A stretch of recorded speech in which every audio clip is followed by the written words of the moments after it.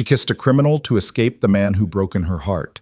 And then everything falls apart. Have you ever made a decision in 3 seconds and spent 3 years paying the price for it? Evelyn Vale did. A kiss, a stranger. A name that silenced all of New York when mentioned. This is the story of a woman smart enough to throw the perfect party, but crazy enough to fall in love with the most dangerous man in the city. If you stay until the end, hit like and comment your city name below, so I know how far this story has come. Now, let's begin. The night Evelyn Vale unraveled was a Tuesday in September, and it smelled like champagne and fresh-cut peonies, and the particular kind of expensive perfume that Manhattan women wear when they're trying to look like they don't care how they look. She had designed every inch of the Meridian Gala herself. The centerpieces, 47 arrangements of white peonies and eucalyptus, each one positioned at exactly the angle she'd tested twice in her studio. The lighting, warm gold at 70% brightness, low enough for flattery, high enough that the Kellerman Foundation's donors could read their checkbooks without squinting. The string quartet tucked into the northeast corner of the grand ballroom at the Callaway Hotel, playing Debussy at a volume calibrated not to intrude on conversation, but to fill the silences between money and obligation. This was what Evelyn did. She built beautiful things under pressure and made them look effortless. She had been doing it since she was 24 years old, running courier errands for an event firm that didn't know what to do with a girl who color-coded her anxieties into spreadsheets and never, not once, missed a deadline. That was 9 years ago. Now her firm, Vale and Associates, handled 12 major events annually, employed 6 full-time coordinators, and had a wait list so long that Evelyn had stopped returning calls from clients who didn't have a referral. She was good at control.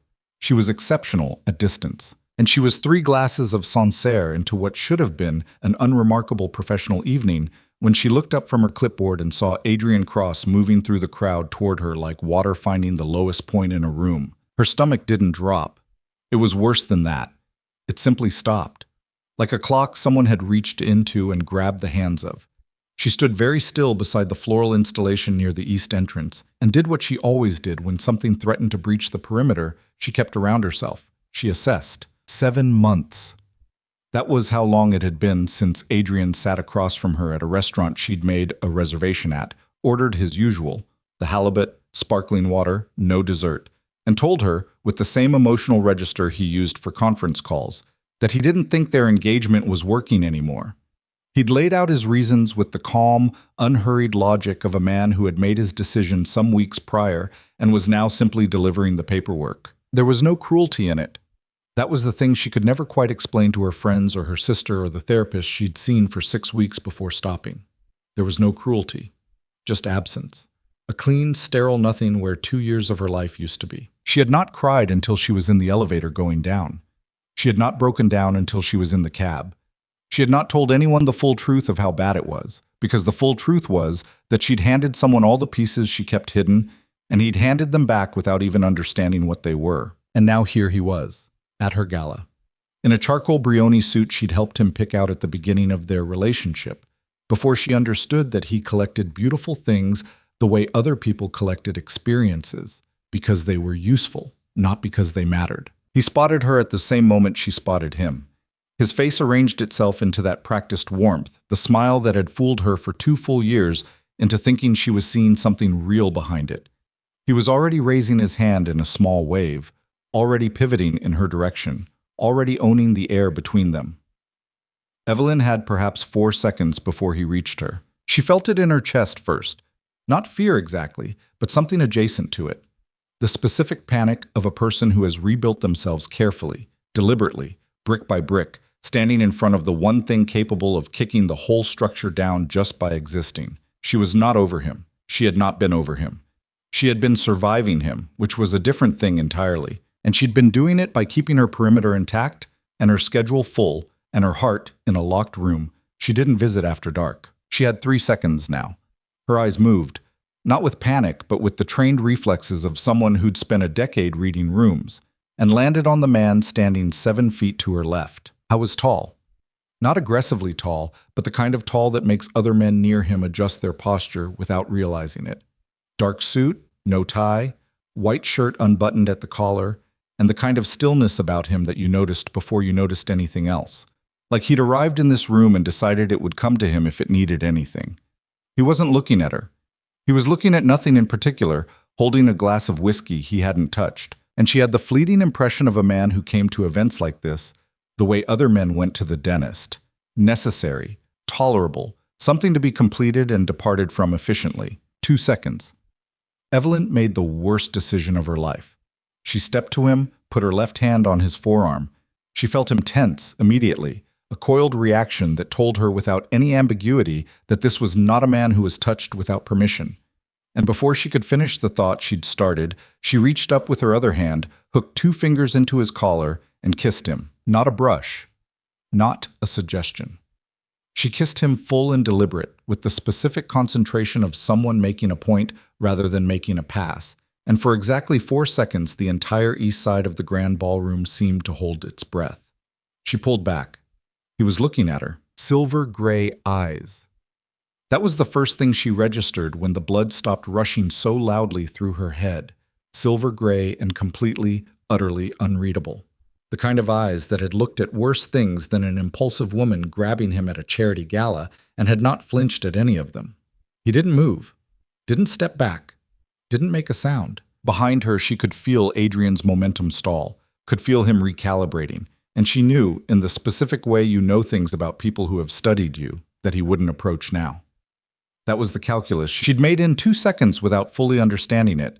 Adrian Cross would not interrupt what looked, from the outside, like an intimate moment between a woman and a man whose body language said, "Do not." The stranger looked down at her. His expression hadn't shifted. Then he said very quietly, in a voice that was lower than she'd expected and carried no anger, only a kind of flat precision, "You just made a very dangerous choice." Evelyn held his gaze. Her pulse was a mess. Her hands were completely steady. "I know," she said. He studied her for a moment longer than was comfortable. Then he did something she hadn't anticipated. He turned his body slightly, a small shift that was also, unmistakably, a shield, positioning himself between her and the direction Adrian was standing without making it obvious he was doing it. "Your ex," he said. Not a question. "Yes." "He hurt you." Also not a question.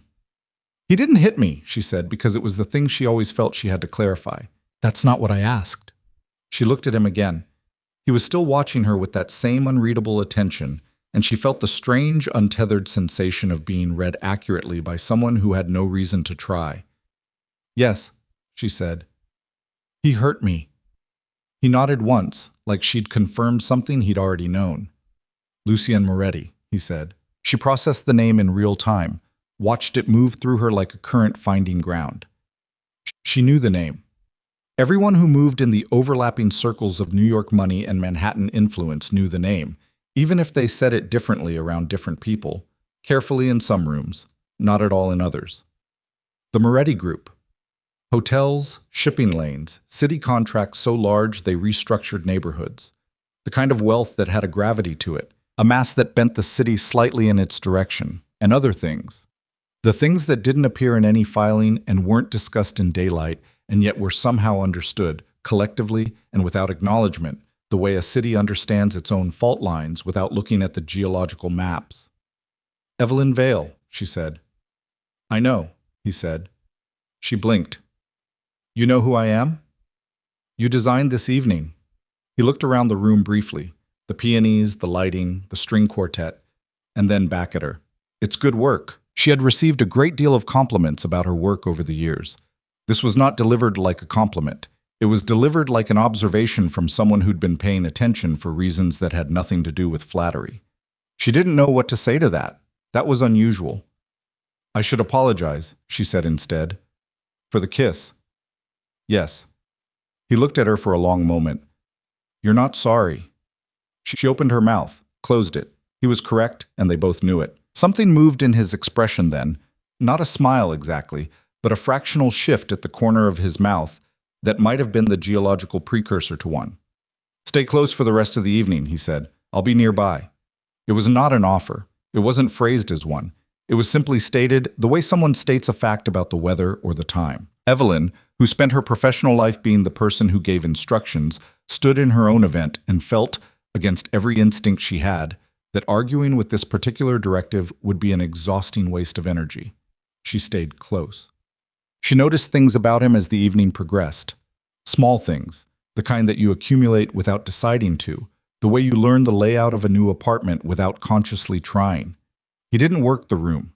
He stood near the perimeter of it, and the room worked around him, people drifting into his orbit and then back out, conversations initiated by others and concluded on his schedule. He listened more than he spoke. When he spoke, people didn't look away. His men were in the room too. She identified two of them within the hour, positioned with the specific, invisible attentiveness of people who had made a career of attentiveness. They didn't look at Lucien directly. They looked at everyone else. She understood, with a clarity that she hadn't been prepared for, that she had kissed a man whose security detail was watching the exits. Adrian had found her again, briefly, near the bar around 11 o'clock.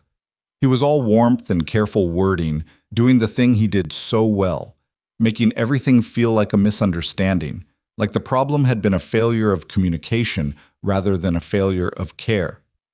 "You look incredible," he said. He meant it. That was the thing about Adrian. The things he said were true. They were just never the right true things. "Thank you for coming to support the Kellerman Foundation," she said. He paused at her tone, reading the distance in it. "Evelyn? I have to check on the dessert service," she said. "Enjoy the evening." She walked away from him for the second time in 7 months, and this time it was easier. Not painless, but easier. Some of that was the 4 months of therapy she'd actually used before the 6 weeks of the therapist she hadn't. Some of it was time. And some of it, she was honest enough with herself to admit this, was the fact that when she glanced across the room and met Lucien Moretti's eyes for exactly 2 seconds over the heads of 2 foundation board members, the warmth that moved through her chest was something she hadn't felt since before she understood what losing it cost. She did not examine that feeling closely. Not then. He found her at 20 minutes to midnight in the hallway outside the secondary service corridor, where she was standing with her clipboard and her earpiece, and the quiet, concentrated expression of someone tying off the loose ends of a 16-hour day. "The gala ends in 20 minutes, he said. 18, she corrected. He almost smiled again. She was learning to recognize the almost. "Have dinner with me," he said. "I have breakdown and vendor checkout starting at midnight. Tomorrow." She looked at him. The hallway was empty and lit with the warm spillover from the ballroom, and in it he looked somehow more himself than he had in the crowd. Less contained, not dangerous exactly, but with something closer to actual attention focused entirely on her. And it was a different thing than being noticed. She had been noticed her whole professional life. This was being regarded.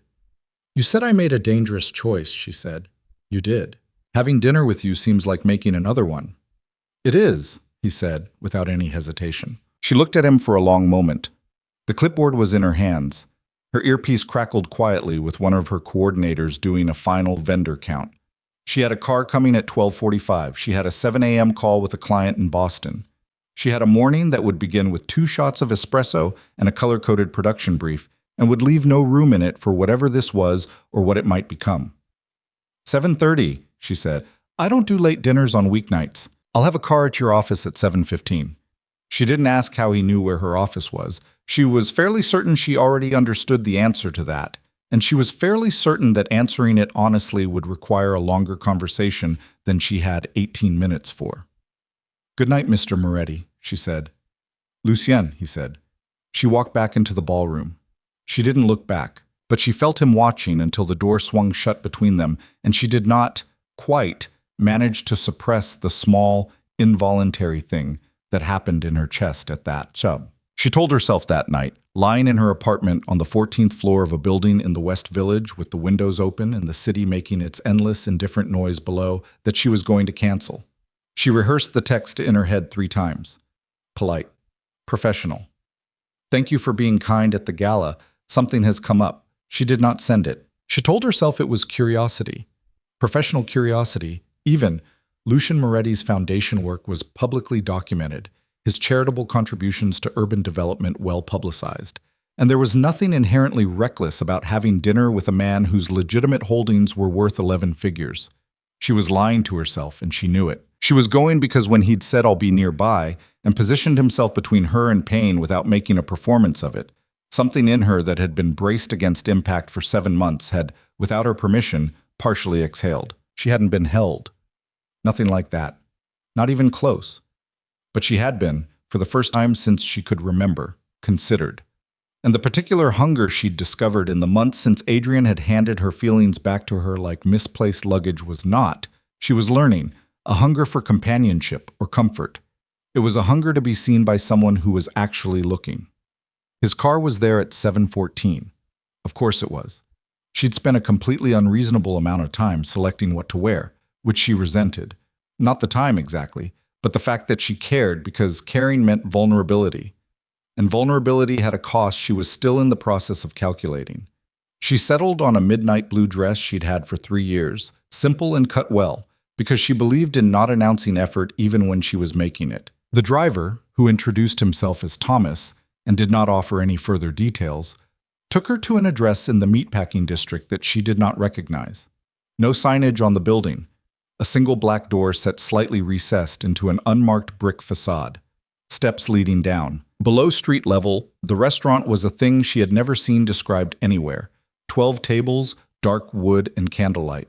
A wine cellar built into the exposed stone wall. A kitchen she could hear but not see. The maitre d' met her at the bottom of the stairs with the particular composure of someone accustomed to unusual arrangements, and guided her to the only occupied table in the room. Lucien was already seated. He stood when she arrived. She noted this without making much of it, but she noted it, and waited until she was settled before he sat back down. "There's no menu," she observed. "They cook what's good tonight," he said. "I'll tell them if you have preferences." "I don't eat pork." He nodded once. That was apparently sufficient. "You shut down an entire restaurant," she said. "I own the building. They were closed tonight anyway." She looked around at the 12 empty tables, the full wine cellar, the candles burning in a room specifically arranged for one conversation, and she thought, this man does not do things by half. "That's an unusual amount of effort for a first dinner," she said. "I don't like being interrupted," he said. It was so simple and so completely himself. She was learning, already, in the span of this first full conversation, that Lucien Moretti said the actual reason for things, rather than the socially acceptable adjacent version of the actual reason, and it was deeply, disorientingly refreshing. "Most men," she said, "would have said something like, 'I wanted the evening to be special.'" "That's true too," he said, "but it's not the first reason." She looked at him across the table. Candlelight did things to his face that the ballroom lighting hadn't. Showed the lines around his eyes that were either from squinting in sunlight or from a specific kind of sustained, effortful tension, she couldn't yet tell which. Showed the slight unevenness of a jaw that had been, she thought, broken at some point and healed slightly off. He was not conventionally handsome in the way Adrian had been. Adrian, who'd had the easy symmetry of a man designed for the surface of things. Lucien looked like a face that had made its way through actual time. She found she preferred it. "Ask me the question you've been working up to since yesterday," he said. She didn't pretend not to know what he meant. "Your family's history with—" "Say it plainly," he said. She met his eyes. "The Moretti Group's history with organized crime." He didn't move, didn't change expression. "What do you want to know?" "Whether it's past tense." "It's in the process of becoming past tense," he said. "That process is ongoing. It is taking longer than I intended, and it is more dangerous than I had anticipated. Both of those things are true." She absorbed this. Most people, she had learned, responded to directness with deflection, with charm or explanation, or the well-practiced performance of reasonableness. He responded to directness with more directness. It was, she realized, the most intimate thing she'd experienced in months. "You're not going to tell me you're not dangerous," she said. "I'm not going to lie to you," he said. "Not about anything, and particularly not about that." The first course arrived then, a small bowl of something with saffron and a bread she didn't recognize that turned out to be extraordinary. And she looked at it, and then at the man across from her and thought, "You are exactly what you said you were at the gala."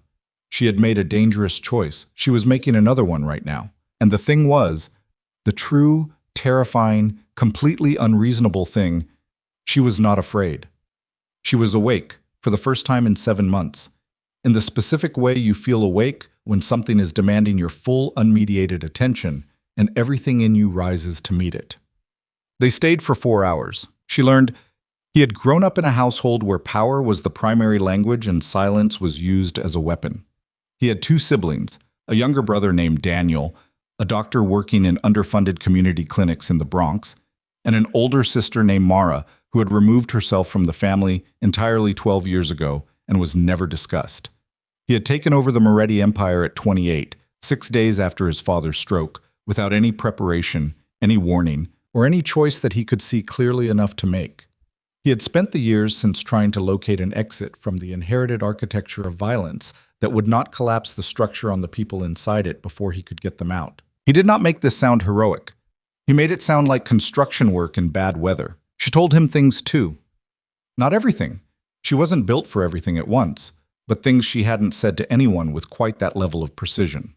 That her career was her armor as much as it was her passion. That the control she exercised over events and details was partly aesthetic love and partly terror management.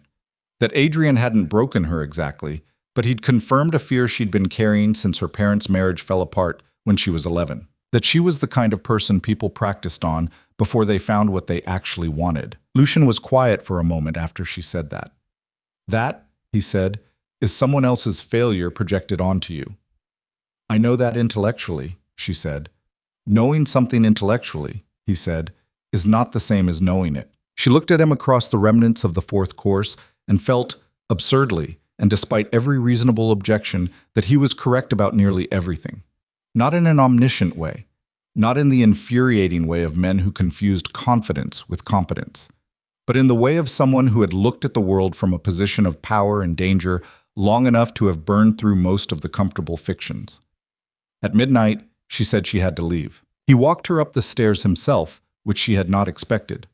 At the door, in the cold air of the meatpacking district with a light rain beginning to fall, he looked at her with those gray eyes that she was beginning to understand were the most honest thing about his face. I'll call you this week, he said. I have events Thursday and Saturday. Sunday, then. She nodded. Thomas was already pulling the car to the curb. Lucien, she said, and paused, assembling the things she needed to say. If this is going to be anything, whatever this is, I need you to not manage me. I don't mean the safety or the logistics. I mean the truth. I need the actual truth, even when it's bad. He looked at her for a long moment. The last person I told everything to, he said, was my brother. And even then, there are things I've protected him from.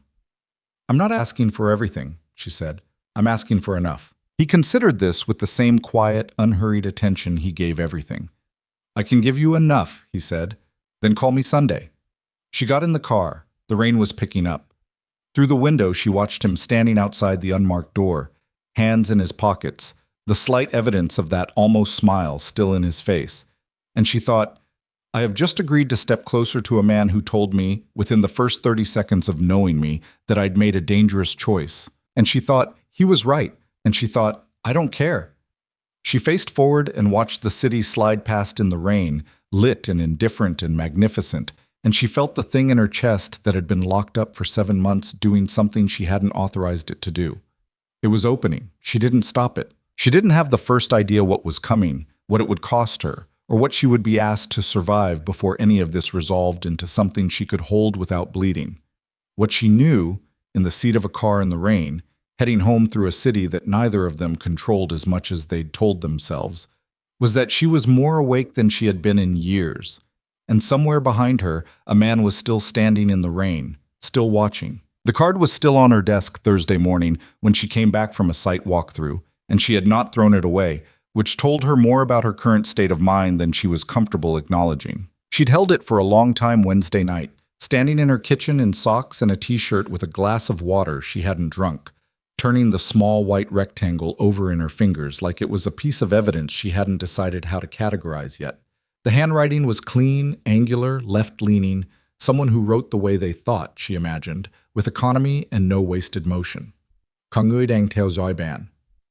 Komfai toi. Someone is watching you, not me. She'd considered the possibilities in order. First, it was a manipulation tactic. The oldest one. Create the threat. Position yourself as the protector. Watch the target move closer. She'd read enough about the psychology of control to know the architecture of it, and she was not naive enough to rule it out. Second, it was true. And Lucien had sent the warning because whatever she'd stepped into at the Callaway Hotel gala had peripheral consequences he'd already anticipated. Third, it was true, and he hadn't sent it at all, which meant someone else knew she'd had dinner with him 2 nights ago and wanted her to know they knew. None of the three options were comfortable. All three meant the same thing practically. She was already inside something, whether she'd agreed to be or not. She'd texted him at 7:15 Wednesday morning. The card on my desk. Yours? He'd replied 40 minutes later, which she suspected was fast for him. No. Don't touch the envelope again. I'll have someone pick it up. She'd stared at that for a while. I'll have someone pick it up, said with the same flat practicality with which another man might say, I'll grab coffee on the way. Like the infrastructure of surveillance and counter-surveillance was simply the administrative background of his daily life, a set of logistics no more remarkable than traffic. She had put the card in a Ziploc freezer bag she found in the kitchen drawer because she was not going to simply sit and do nothing, and she had gone back to work. Now it was Thursday, and she had a corporate dinner for 400 at the St. Regis in 9 hours, and a production timeline running on both her monitors, and she was sitting at her desk staring at the freezer bag like it owed her an explanation. Her assistant, a ferociously competent 26-year-old named Priya, knocked once and opened the door with the expression of someone who had already filtered 12 things before getting to the 13th. The florist is short on the white ranunculus. She's proposing ivory garden roses as substitute. Tell her the ivory gardens are fine, but I need them fully open, not tight, so she needs to pull from cold storage tonight, and I need a photograph of the arrangement by 6 a.m. Done. Priya clocked the Ziploc bag on the desk. Said nothing. She was exceptionally good at that. One more thing, Evelyn said. If anyone comes to the office today asking to pick something up on behalf of... She paused. She had not told Priya about any of this. She had not told anyone. Just call me before you hand anything to anyone. Priya's face remained professional and entirely without comment. Understood. The door closed. Evelyn put her eyes back on the production timeline. The numbers behaved. The schedule held. She spent the next 6 hours doing exactly what she was built for, managing 17 simultaneous moving parts with the specific focused attention of someone who used work the way other people used medication. And she did not think about Lucien Moretti. She thought about him constantly. His man came at 4:15. She knew before Priya called back that it was his. The build, the stillness, the economy of movement she was already beginning to recognize as a particular professional quality, like the practiced deliberateness of surgeons or bomb disposal technicians. He was perhaps 35, with a broad Slavic face and light eyes, and a way of standing in the middle of her reception area that made the room feel smaller without him doing anything visible to cause it. He introduced himself as Gavril, took the Ziploc bag with gloved hands, which she had not expected and which told her this was being treated with forensic seriousness. Said 3 words before leaving. Mr. Moretti calls tonight. She wanted to tell him she wasn't the kind of woman who waited for calls. She said, tell him after 9. Gavril nodded and left. Priya appeared in her doorway 30 seconds later with the expression of a woman who had a great many questions and the professional discipline not to ask any of them. The ranunculus florist confirmed the garden roses, she said. Good, Evelyn said. She went back to her timeline. He called at 9:12. She was in the car on the way back from the St. Regis, shoes off, feet tucked under her, jacket draped over the seat, the specific boneless exhaustion of someone who had just successfully run 400 people through a 4-course dinner without a single visible malfunction and was now privately collapsing. The dinner went well? He said when she answered. No preamble. How did you know I was at the St. Regis? A pause. Not long, but present. I know your calendar. She was quiet for a moment, watching the city scroll past outside the window. That's not something most people would admit. I told you I wouldn't lie to you. Knowing my calendar is not the same as telling me you know it. Fair, he said. And then, I know your calendar. I had your office checked after you started at Vale and Associates, because I like to know who operates at the level of events I attend. That was 2 years ago. I kept the monitoring active out of habit. She processed this. The city outside was all movement and light, indifferent as always. So you knew who I was at the gala? Yes. When you said you knew my work? Yes. She breathed in slowly through her nose. You let me think I'd surprised you. You did surprise me, he said. Not with who you were, with what you did. She didn't know what to do with that, so she filed it and moved forward. The card, not from my people. The handwriting is being analyzed, but my initial assessment is that it came from within a rival organization. Someone who wanted you to know you'd been observed without wanting to identify themselves. It's a warning, not a threat. There's a difference. Explain the difference to me. A threat is specific. It tells you what happens if you continue. A warning is general. It's meant to produce anxiety without commitment. Whoever sent it wants you afraid and uncertain, not actually harmed. They're using you as a pressure point on me. She looked at the back of Thomas's head in the front seat. Thomas, who had driven her twice now, and who she was fairly certain was also reporting her movements somewhere. Are they going to escalate? I don't know yet. That's not reassuring. I'm not going to make it more reassuring by lying to you. What I can tell you is that you'll have someone on you starting tomorrow. You won't see them unless you need to. She felt the objection rise in her chest. Automatic, bristling. The reflex of a woman who had spent a decade building a life that was entirely on her own terms and did not include being watched for her own protection. I don't want a babysitter. What you want, he said, with a quietness that was not unkind but was entirely immovable, is not the variable I'm optimizing for right now. Lucien, Evelyn. His voice didn't rise. It didn't need to. Someone put a card on your desk, in your locked office. That means they either have someone inside your building or they had access to it. That is not a small thing. I'm asking you to let me address it. You can be angry about it and still let me address it. She stared out the window. I was right. She hated that most. Fine, she said. But I want to know who it is. Name and description. I don't do well with invisible. Marcus, he said immediately. 41. Former military. He'll be in a gray Volvo on your block by 8 a.m. If you need him, you say the word green on the phone, to anyone. He'll come to you. She noted the preparedness of that. He'd had this ready before she agreed to it. You assumed I'd say yes. I assumed, he said, that you were intelligent enough to prioritize your own safety over your preference for independence. I was right. She was quiet for a moment. Outside, her building appeared around the corner. You're going to be a very difficult person to be involved with, she said. Another pause. This one different, shorter, warmer at the edges. Yes, he said. I know. Sunday, she said. Sunday, he confirmed. She hung up and sat in the stopped car outside her building for a moment, shoes still off, jacket still over the seat, the remnants of a 16-hour day settling into her bones. The city was loud and she was tired, and somewhere on her block there was a gray Volvo that hadn't been there before. She got out of the car. She did not feel afraid. She felt, inexplicably, like she was finally standing on solid ground, even though the ground was moving.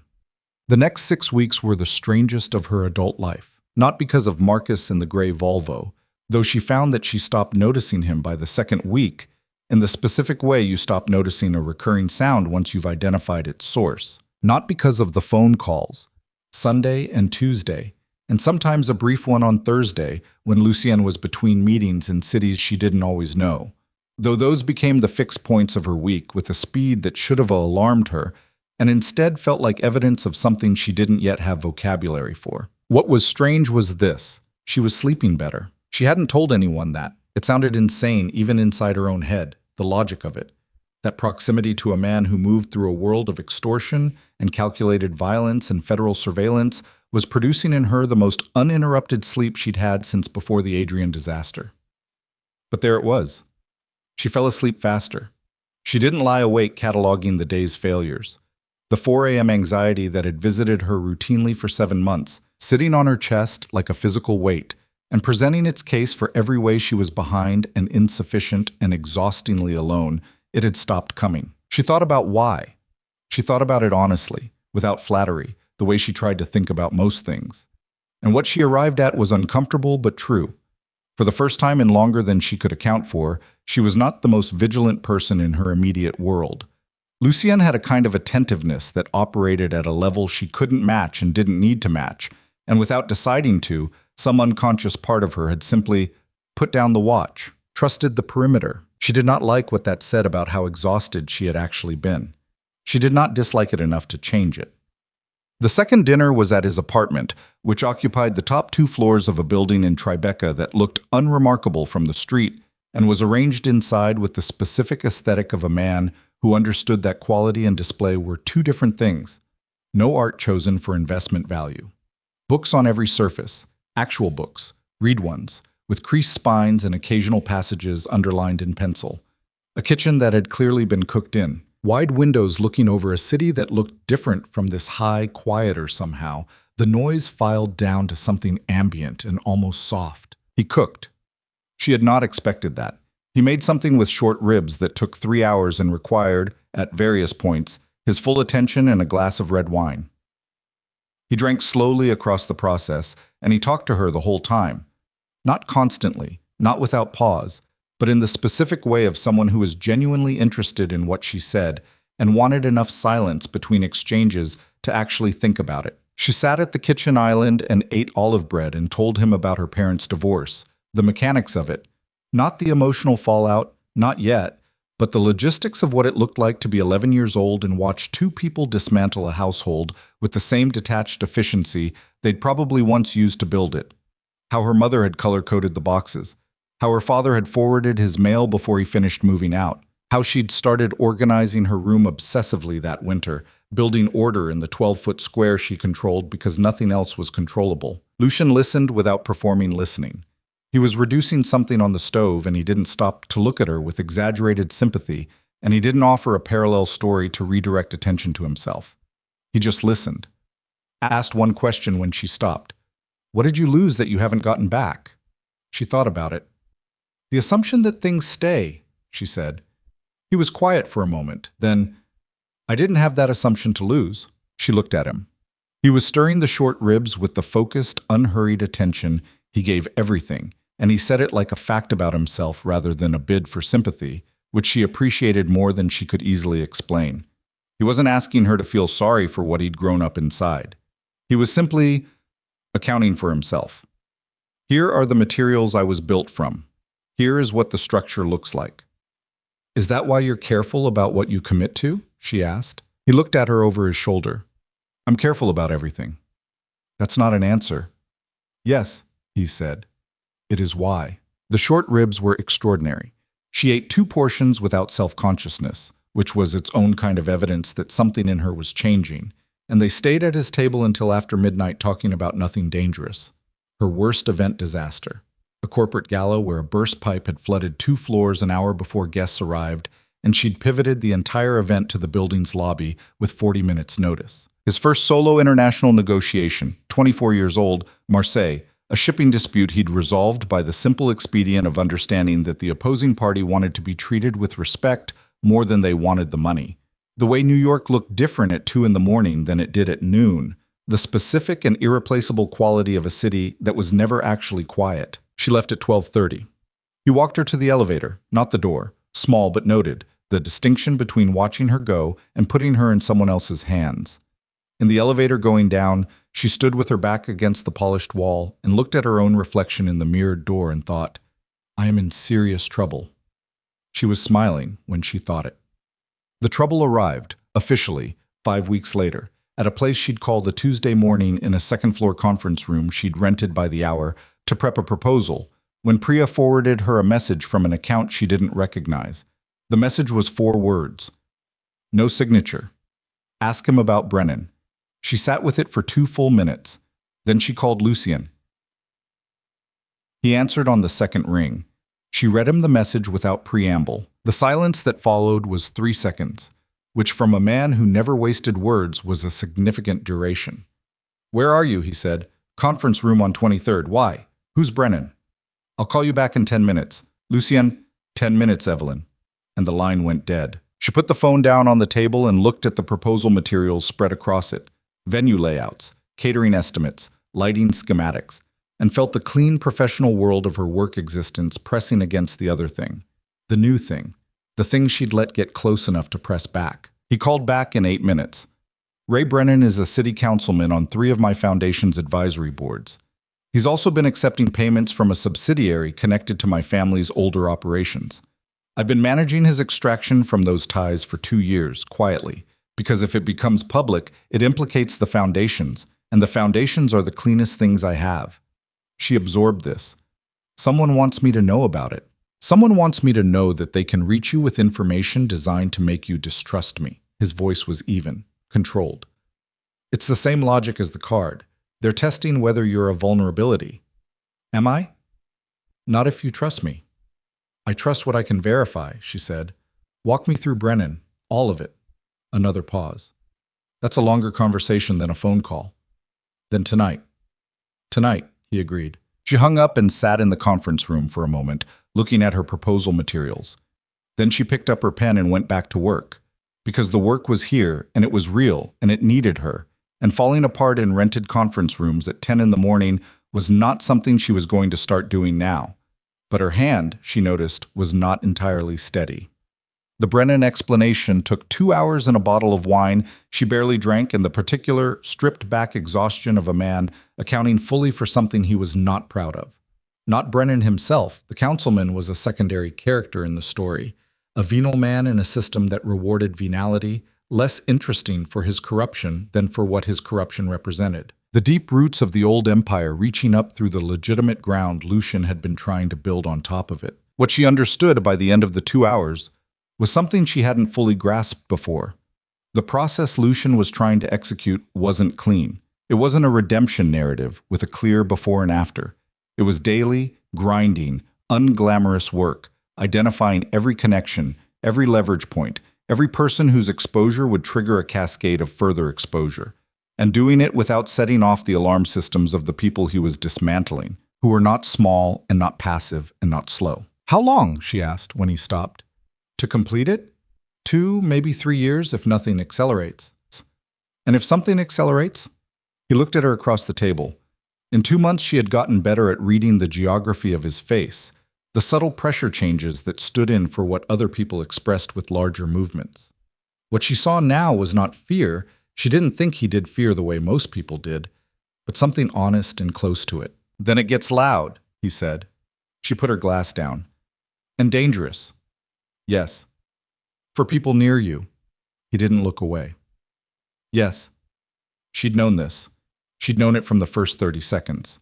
But knowing a thing theoretically, and sitting across from it in real light, with a man who was looking at her like she was something he wasn't willing to categorize as expendable, those were different experiences.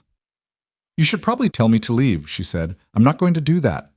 Why? I was quiet for a moment, and then he said with the same simplicity he used for every true thing, because you're the only person in a very long time who's talked to me like I'm a person rather than a position. And I am, apparently, capable of being selfish about that. She looked at him. The apartment was quiet around them. Outside, 30 floors down, the city was making its unreachable noise. I'm not leaving, she said. I'm just telling you I know the terms. He nodded once, slowly. I know you do. It was 3 weeks after that when the world shifted in a way neither of them had quite anticipated. And it had nothing to do with anonymous messages or city councilmen or the patient, grinding work of dismantling an empire.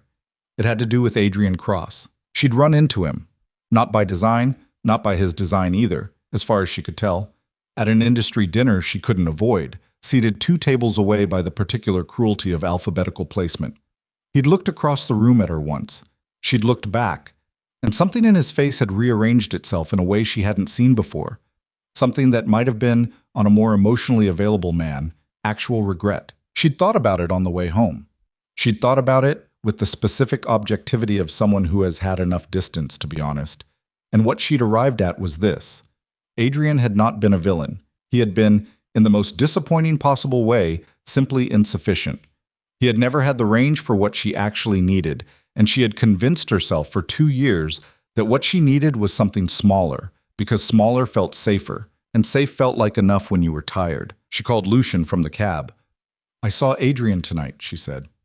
I know, he said. There was the sound of him setting something down, clearing space for the conversation. How was it? She looked at the city going past. Smaller than I remembered, she said. He was quiet for a moment. Good, he said. And something in the word, not triumph, nothing like that, just the low, even warmth of a man who had been patient about something for longer than he'd let show, made her close her eyes. Lucien, she said. Yes. I need you to say something true to me right now. She heard him breathe, heard the quality of his attention focus in the way it did, that particular gathering stillness. I have not, he said carefully, wanted anything for myself in a very long time. I want this. She sat with that. Okay, she said. Okay, he said back. She got home. She unlocked her apartment. She stood in her kitchen for a long time in the dark, not turning on the lights, feeling the city thrumming under her feet through the building's bones. And she made the decision that she'd probably been building toward since the night she'd grabbed a stranger by the collar and kissed him in front of half of Manhattan. She was in this. Whatever this was, however loud it got. She was in it. The morning it stopped being theoretical came on a Wednesday, 2 days later, without warning of any kind. She was at her desk at 8:40 when Priya opened the door with an expression she hadn't seen on her before. Not the filtered professionalism, not the efficient neutrality, but something beneath both of those, a tightness around the eyes that arrived before the words did. There's a man downstairs, Priya said. He says his name is Vittorio D'Angelo. He says he'd like 10 minutes with you. A pause. He says to tell you, no associates, no pressure, just coffee. Evelyn looked at the name and felt it move through her the way the name Moretti had moved through her at the gala, not with fear, but with recognition. The sound of consequence arriving at the address she'd given it. Vittorio D'Angelo. She knew enough now to know exactly who that was. She looked at her desk, at her timeline, at the work that needed doing and the day she'd planned and the clean, controlled professional world she'd built over 9 years. She picked up her phone and looked at it for a long moment. She did not call Lucien. She stood up, straightened her jacket, and said to Priya, "Tell him I'll be down in 5 minutes." Priya's expression tightened further. "Miss Vale." 5 minutes, Evelyn said. "Then call Marcus and tell him green." She walked to the mirror behind her office door and looked at herself. Steady eyes, good posture, the face she put on for rooms that needed her to be the calmest person in them. Then she went downstairs to meet the man who had come to determine whether she was a weapon or a wound. She had every intention of being neither. The cafe Vittorio had chosen was 3 blocks from her office, a narrow place with exposed brick and small marble tables, and the kind of ambient noise that made it impossible to record a conversation clearly. She noted this the moment she walked in, and noted that he had chosen it for exactly that reason. He was already seated. Of course he was. Vittorio D'Angelo was 61 years old and looked like a man who had spent those years being consistently underestimated, which she suspected was a condition he had cultivated deliberately. Medium height, soft around the middle, silver hair combed back with the unhurried care of someone who had time for such things. His suit was good but not aggressive about it. His hands, folded on the table around an espresso cup, were the hands of a man who had never needed to use them directly and had always had other people for that. He stood when she approached, pulled out the chair across from him with a courtesy so practiced it had become indistinguishable from sincerity. "Miss Vale," he said. "Thank you." She sat, did not return the pleasantry. "You have 10 minutes. A small smile. Patient, like he'd been told that before. "I'll be brief." He gestured to the counter. "Coffee?" "No." He settled back into his chair with the ease of a man who had conducted 1,000 conversations in rooms like this and had never once been the one who needed something badly enough to show it. He looked at her with the specific attention of someone taking inventory. "You're more composed than I expected," he said. "What did you expect?" "Most people are nervous when they sit across from me." "I'm aware of who you are," she said. "Awareness isn't the same as fear." The smile again, fractionally warmer. "Lucien chose well." "Lucien didn't choose me," she said. "We found each other. There's a difference." "Of course." He unfolded his hands and reached into his breast pocket. Slowly, with a deliberateness that was theatrical and meant to be. He wanted her watching his hands, wanted her prepared for what was coming so that her reaction would be visible. He placed a photograph on the table between them and slid it toward her. She looked at it. It was taken from an elevated angle, a security camera or a window above street level, she estimated, and it showed 2 figures outside an unmarked door in the meatpacking district, rain catching the light from a street lamp above them. Herself and Lucien. She was looking up at him. He had one hand slightly raised as if he'd just stopped himself from reaching for her. The timestamp in the corner read 3 weeks ago. She kept her face neutral, kept her breathing even. felt, underneath both of those things, the cold recognition of what this moment actually was. A man showing her that he'd had eyes on her since the beginning. That whatever safety she'd felt in Marcus and gray Volvos and encrypted burner phones had a ceiling she hadn't known about. "You're trying to determine whether I'm a vulnerability," she said. She kept her voice flat. "Whether Lucien has exposed himself through me." Vittorio tilted his head slightly, like a professor whose student had answered correctly but was still watching to see if she'd push further. "More specifically," he said, "I'm trying to determine whether you understand what you've walked into." "I understand it well enough." "Do you?" He picked up his espresso, drank, set it down. "What did he tell you about the federal arrangement?" She didn't answer. Not because she didn't know. Lucien had told her about the long-term federal cooperation, the negotiations designed to dismantle the criminal operations in exchange for reduced exposure on the legitimate side. But because she wasn't going to hand Vittorio a confirmation of anything, he nodded, reading her silence accurately. "He told you. Good. Then you know he's been feeding information to prosecutors for—" He glanced briefly at the ceiling as if calculating, "approximately 14 months. You know the agreement involves full disclosure of the financial infrastructure, including third-party partners." He looked at her again. "You know that several of those third-party partners are not going to accept that disclosure calmly." "Is that a threat?" "It's a fact," he said. "I am giving you facts, Miss Vale. That is all I am here to do." He reached into his pocket again, same slow deliberateness, and placed a second item on the table. Not a photograph this time. A folded piece of paper. She didn't reach for it. "Names," he said. "People inside Lucien's organization who are aware of the federal arrangement and who are unhappy about it. People who will act on that unhappiness." He paused. "People who know exactly where you live." She looked at the paper, looked at him. "Why are you telling me this?" "Because I want Lucien to stop," he said, simply, without heat. "And I believe you are the most efficient path to that outcome. Not because you're controllable, you're clearly not, but because you're rational. And rational people, when properly informed, make rational decisions. You want me to talk him out of the federal cooperation. I want you to understand that if he continues, the damage will not be contained to him." He tapped the folded paper once with one finger. "Take it, read it, then make your own choice." He stood, buttoning his jacket with the same unhurried precision. "I have no interest in harming you, Miss Vale. I have significant interest in survival. Those two positions are, for the moment, compatible." He looked down at her from standing height, and his face had lost the warmth of the practiced courtesy. What was underneath it was not cruel. It was simply old, the face of a man who had made peace with the things he'd done and was no longer interested in performing regret about any of them.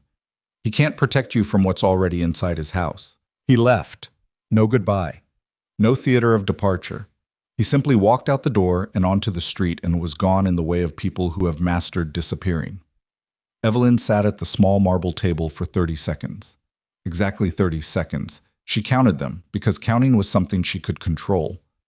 Then she picked up the folded paper. Then she took out her phone and called Marcus directly for the first time. "I'm coming out the front," she said. "I need to go to Lucien. Now." She did not call Lucien first. She knew, with the specific instinct of someone who had been reading rooms for a decade, that this was a conversation that needed to happen face to face, with all the information in front of both of them, without the filtration of a phone line and the distance it gave both parties to manage their reactions before they had them. Marcus got her to Lucien's Tribeca building in 11 minutes. She rode the elevator up alone and knocked on the door, and when Lucien opened it, in a shirt with the sleeves rolled to the elbows, clearly in the middle of something, a phone in his left hand, she walked past him into the apartment and put the folded paper on his kitchen counter without a word. He looked at it, looked at her. "Sit down," he said. "I'm fine standing." "Evelyn." "I just had coffee with Vittorio D'Angelo," she said. "I don't want to sit down." He went very still. The phone in his hand lowered slowly to his side. "You went." "I went." "I told you." "You told me not to go, and I went anyway. And before you say anything else, I need you to read that paper, because what's on it changes the conversation we're about to have." He looked at her for a long moment. She met it. Her pulse was elevated. Not with fear, not exactly, but with the specific adrenaline clarity of someone who had just walked through something and was still running the inventory of what it had cost. He picked up the paper, unfolded it, read it. His face did not move. It never moved. But she was learning to read what stillness meant on him, and what she saw in the seconds he spent looking at that paper was not surprise. She registered that before she registered anything else. "You knew," she said. He folded the paper, set it down. "Lucien. 2 of those names," he said carefully, "I have been watching for 3 months. That's not what I asked. The third name," he stopped. She waited. "The third name," he said, "I did not know. And that is a problem." She looked at the paper on the counter. 3 names. She hadn't recognized any of them. "Who is it?" He turned away from her, and the turning away, the first time she had ever seen him use physical space as a strategy in a conversation with her, told her more than whatever he was about to say. "His name is Connor Hale. He's been my head of financial operations for 6 years. She absorbed this. Inside your organization. Yes. Someone inside your organization knows about the federal arrangement. Yes. And Vittorio knows about it. Yes." She put both hands flat on his kitchen counter and looked at them, processing. The granite was cold. The city was loud outside, 30 floors down, doing its indifferent thing. "How did Vittorio get that name?" "One of 2 ways," Lucien said. His voice had changed. Not louder, never louder, but with a density to it that she was learning was what controlled anger sounded like on a man who never let it run free. "Either Vittorio has someone inside my organization who's been feeding him information, or Connor Hale went to Vittorio himself. Which is worse?" He turned back to face her. "The second one." She looked at him, because if Hale went to Vittorio voluntarily, the federal arrangement is already compromised. Yes. And the prosecution timeline could be in Vittorio's hands, or his lawyers, or both. He moved past her to the window, and she watched him stand there looking out at the city, and the set of his shoulders, the subtle, suppressed tension of it, was the most honest thing she'd seen him do in the 2.5 months she'd known him.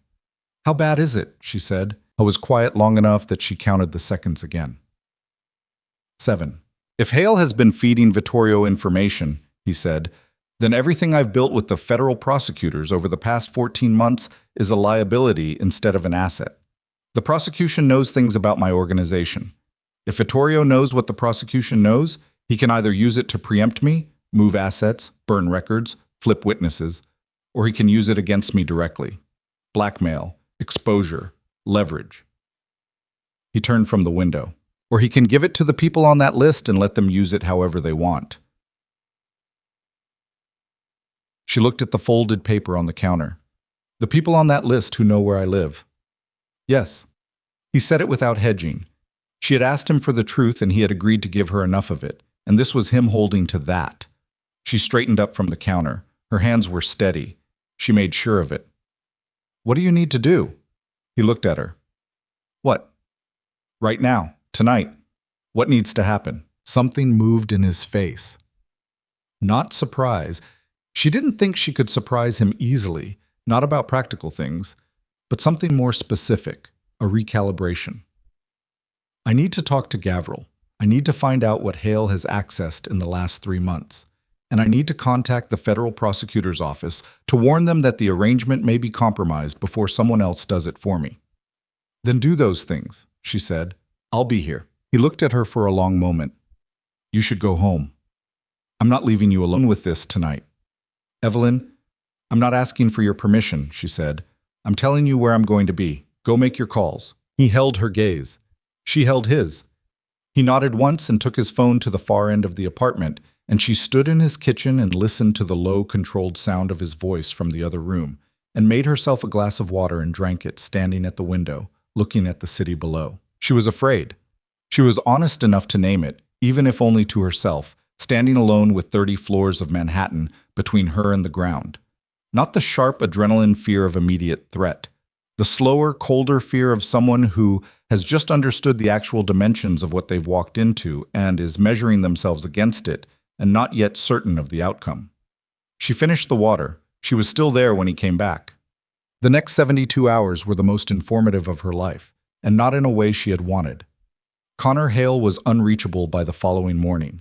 His apartment in Murray Hill was empty, not recently vacated, but cleared out systematically, the kind of departure that takes planning, not panic.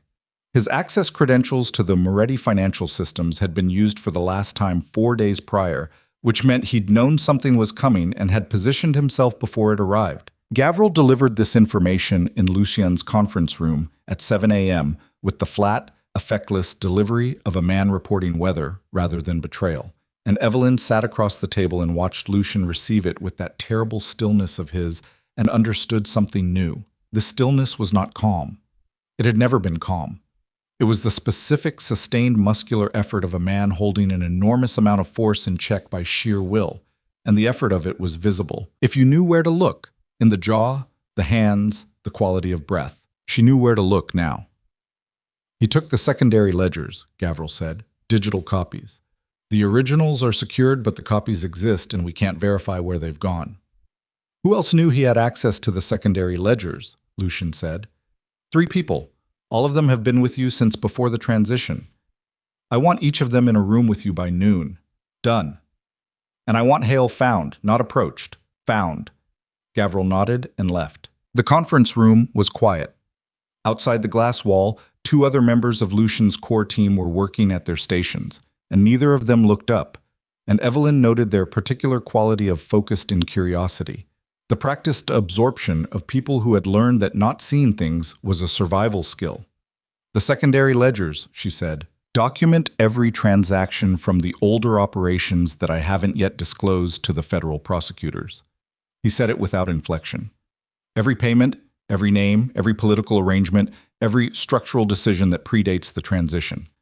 Meaning, if Vittorio has them, he has everything I've spent 3 years trying to extract myself from in a form that can be handed directly to a prosecutor or a journalist or anyone else who knows what to do with it. She looked at the table surface. Mahogany, or something meant to look like it. Or used as blackmail. Yes. He wouldn't want to expose you, she said, working through it. Exposure ends the leverage. He wants to hold it over you, force you to stop cooperating with the federal prosecution, maybe pull back the legitimate restructuring. Return to the old arrangement, Lucien said, where everyone stayed inside the same system and nobody moved without permission. His voice had the tone of a sentence being completed, not a new thought beginning. She looked at him. He wants the empire intact because the empire protects him too. Vittorio's operations run through 6 legitimate businesses that are technically subsidiaries of Moretti Group infrastructure. If I dismantle the criminal architecture cleanly, those subsidiaries lose their laundering channels. He paused. I've known this for 2 years. I've been building the exit route slowly enough that he couldn't react before it was complete. Hale just handed him the alarm. She absorbed this. All of it. The whole structure of it. The years of careful architecture and the single point of failure and the way it had unraveled not with violence but with a man quietly copying files and walking out a door. What happens now? She said. He looked at her and for the first time she saw something she hadn't seen on him before. Not fear, still not quite that, but the thin edge of something that in another context she might have called lost. Like a man who has run every calculation and arrived at a result that requires something he hasn't built yet. I need to move faster than I planned, he said. How much faster? Months? Maybe weeks? She stared at him. The federal prosecutors, are they still? I spoke to them last night. They're holding, but they need me to deliver the financial disclosures before Hale surfaces with the ledgers and frames the narrative himself. If he goes to Vittorio's lawyers first, everything I've spent 3 years building reads as a criminal trying to preempt exposure rather than a cooperating witness voluntarily restructuring. She understood. The difference is who tells the story first. Yes. She stood up. What do you need from me? He looked at her like he was still getting used to that question, to someone asking it and meaning the operational version of it rather than the emotional. Nothing right now. I need you away from this building and somewhere you can't be easily reached. I'm not going into hiding, not hiding, just away from the immediate radius. His jaw tightened fractionally. I need to make several decisions in the next 48 hours that I cannot make clearly if I am simultaneously calculating your exposure. She opened her mouth. He looked at her, and something in the look was not a command. It wasn't the immovable directive of a man used to being obeyed, but a request. The particular costly vulnerability of someone who is admitting that another person's safety is more important to them than their own convenience. She closed her mouth. Where? She said. I have a place in Connecticut. Gavril's wife is there with her sister. It's clean, no connection to anything current. He paused. Take Priya. Priya doesn't know. Tell her there's a security situation with a client. She's smart enough to stop asking questions when the questions get dangerous. He moved toward her, and she stood her ground. And he stopped 3 feet away and looked at her with those silver-gray eyes that were the most honest thing about his face. I need you safe so I can think. That is the entire reason. There is no other reason. She held his gaze. 48 hours. Possibly 72. You call me. Every 12 hours. Yes. And you don't make any irreversible decisions without telling me first. He was quiet for half a second. Some decisions may need to be... Lucien. Her voice came out harder than she'd intended, and she didn't soften it. You told me you wouldn't manage me. That means I'm a person in this, not a variable you protect and then present with outcomes. You tell me before you do something you can't undo. He looked at her for a long moment. Something in his face shifted. Not yielding exactly, because she'd understood by now that yielding wasn't in his vocabulary, but acknowledging. The look of a man making an actual commitment rather than a tactical concession. Before anything irreversible, he said. She nodded, picked up her bag, stopped at the conference room door and looked back at him. Find Hale, she said. Yes. And when you do... She stopped. She had opinions about what should happen then. She understood that her opinions existed in the space between the world she'd lived in and the world he navigated, and that the distance between those two worlds was not something that could be crossed by the right phrasing. Just find him. She left. The Connecticut house was a white colonial on 3 acres outside Westport, clean-lined and quiet, surrounded by the particular deep autumn stillness of deciduous trees at the end of October.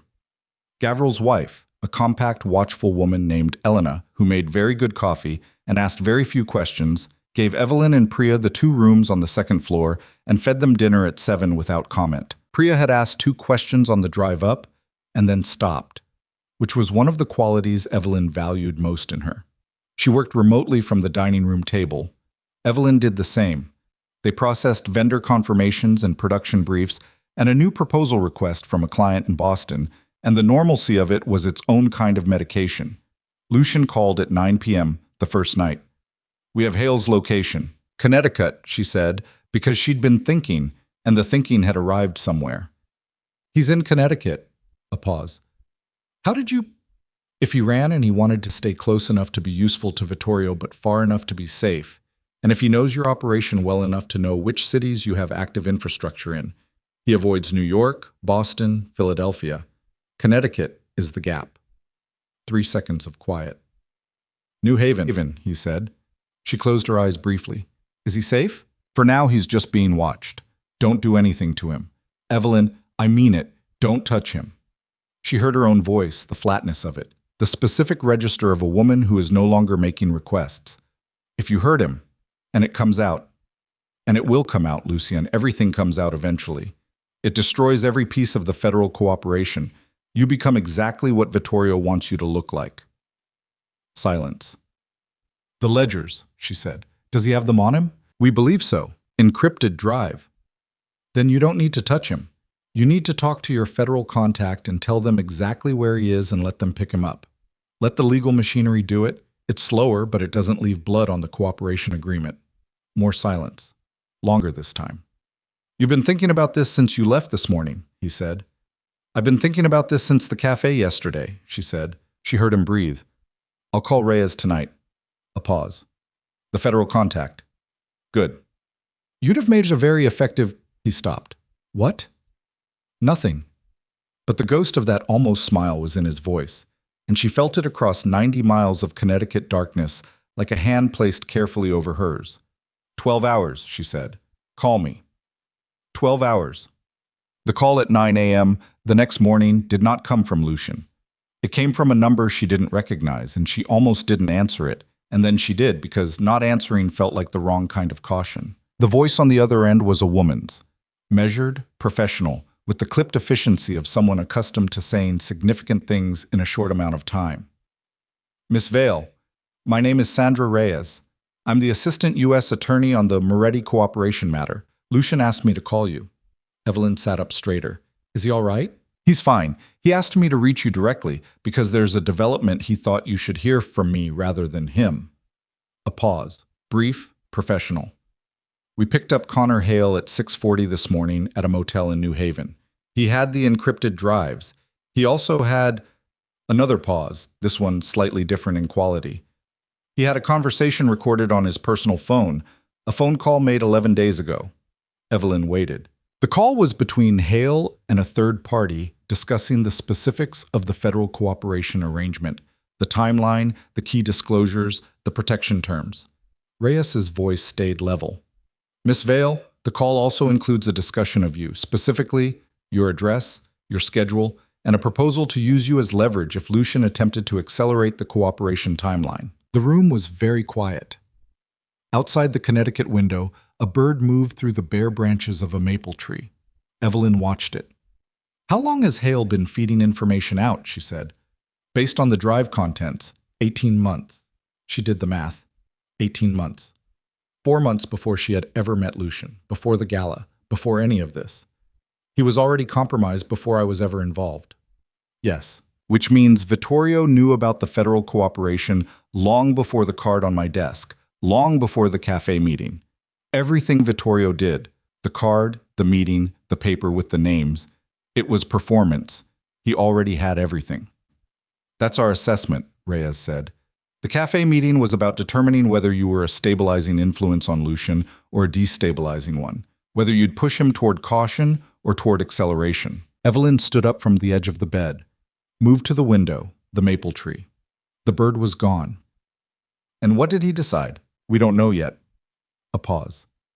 Miss Vale, I'm telling you this because Lucien was very clear that you were to have full information. He also asked me to tell you, Reyes seemed to choose the next words deliberately, that he intends to move forward. Full acceleration, complete disclosure to our office within the next 14 days. He says to tell you he's made an irreversible decision and is informing you before it executes. He'd remembered. She had asked him, in a conference room 36 hours ago, to tell her before anything irreversible. He'd remembered. She pressed the back of one hand briefly against her mouth. Then she lowered it. Tell him I understand, she said. I'll tell him. And tell him... She stopped. The right words were not the words she would normally use. Not in this context, not on a federal attorney's recorded line. Tell him Green, she said. A brief pause from Reyes. I'll pass that along. The call ended. Evelyn stood at the window of the Connecticut house with the phone in her hand, and the maple tree outside, and the particular clarifying silence of a moment after which nothing will be the same. 14 days. Full disclosure. The entire machinery of the federal prosecution accelerating toward detonation while Vittorio D'Angelo sat somewhere in this city holding secondary ledgers he thought were going to save him. She thought about what that meant. The exposure. The cascade of it. Every name, every account, every arrangement, including the people on that list who knew where she lived, who were now going to watch their protection evaporate in real time. She thought about what it meant for Lucien, what it would cost him. Not just the empire. She understood by now that he'd been willing to lose the empire for years, that the empire was a structure he'd been born into rather than built, and that its loss was a price he'd long since calculated. What it would cost him was the years, the slow, careful work. The version of this that ended cleanly, with minimal damage, with the people inside his organization extracted safely before the building came down. That version was gone. What was left was faster and louder and would leave marks on everyone it touched. She turned from the window. Priya was in the hallway. She'd been quiet, professionally invisible, but the quality of her stillness near the door said she'd understood from context that the morning had changed shape. Evelyn looked at her assistant, 26 years old, ferociously competent, entirely trustworthy, and owed an explanation that Evelyn was not sure she could give fully and not sure she could withhold entirely. We're going back to the city, she said. Priya didn't hesitate. I'll get the car, Priya. She stopped her, chose the words. What I'm about to walk back into. I need you to know it's not a client security issue. It's more complicated, and I need you to decide whether you want to keep working for me knowing that, or whether you want to take the next 2 weeks as paid leave and let me handle this alone. Priya looked at her. Then she said, with the flat certainty of someone who has already made the calculation, "I'll get the car." She walked down the hallway. Evelyn stood in the quiet of the upstairs room for one more moment.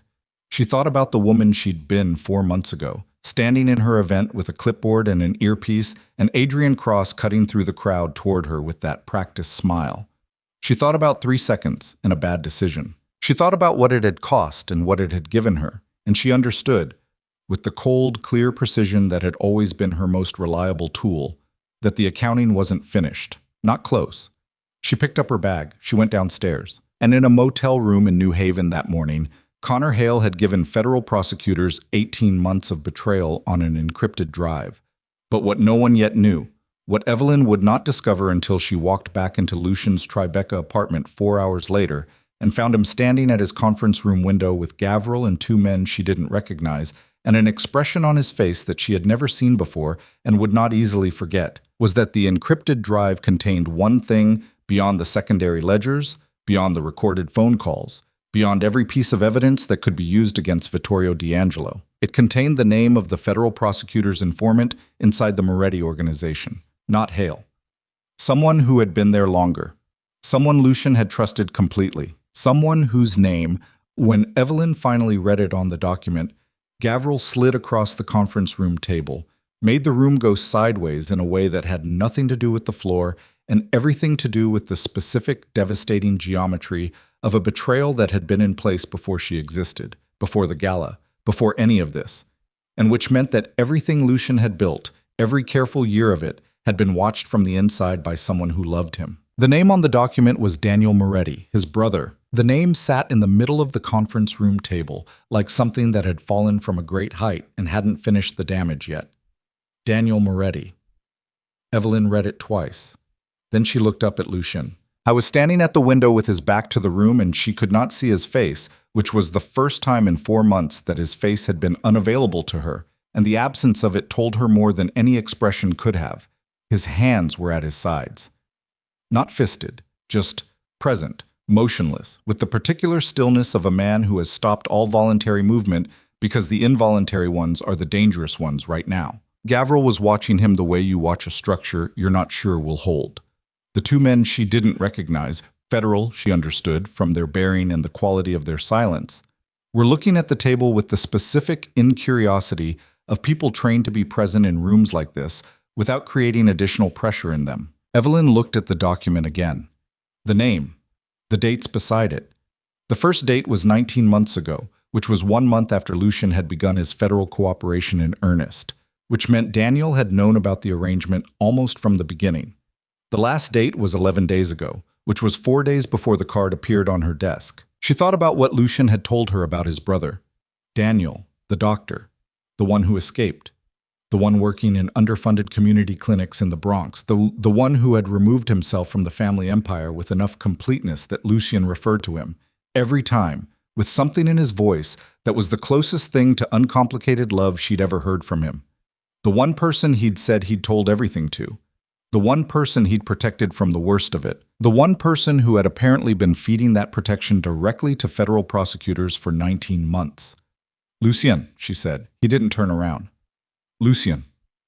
Harder. Not a request. He turned. His face was... She searched for the word and couldn't find a sufficient one. Composed the way a demolished building is composed, after the dust settles. All the structure still present in outline, but the interior gone. Tell me what you know, she said. To him, not to the federal men, not to Gavril. To him. He came to the table, sat down in the chair across from her, which put the document between them on the table's surface. And he looked at it the way you look at something you're making yourself look at, rather than something you want to see. Daniel approached the U.S. Attorney's office 19 months ago, he said. His voice was level. Each word placed deliberately, like bricks. He initiated contact independently. He was not solicited. He provided documentation, records he had access to because I gave him access to them. Because I was explaining the financial restructuring to him, and I wanted his input on the medical foundation components. He stopped. I trusted him with the architecture because I trusted him completely. Evelyn kept her eyes on him. Did he know he was compromising you? Yes. No hesitation, no soft.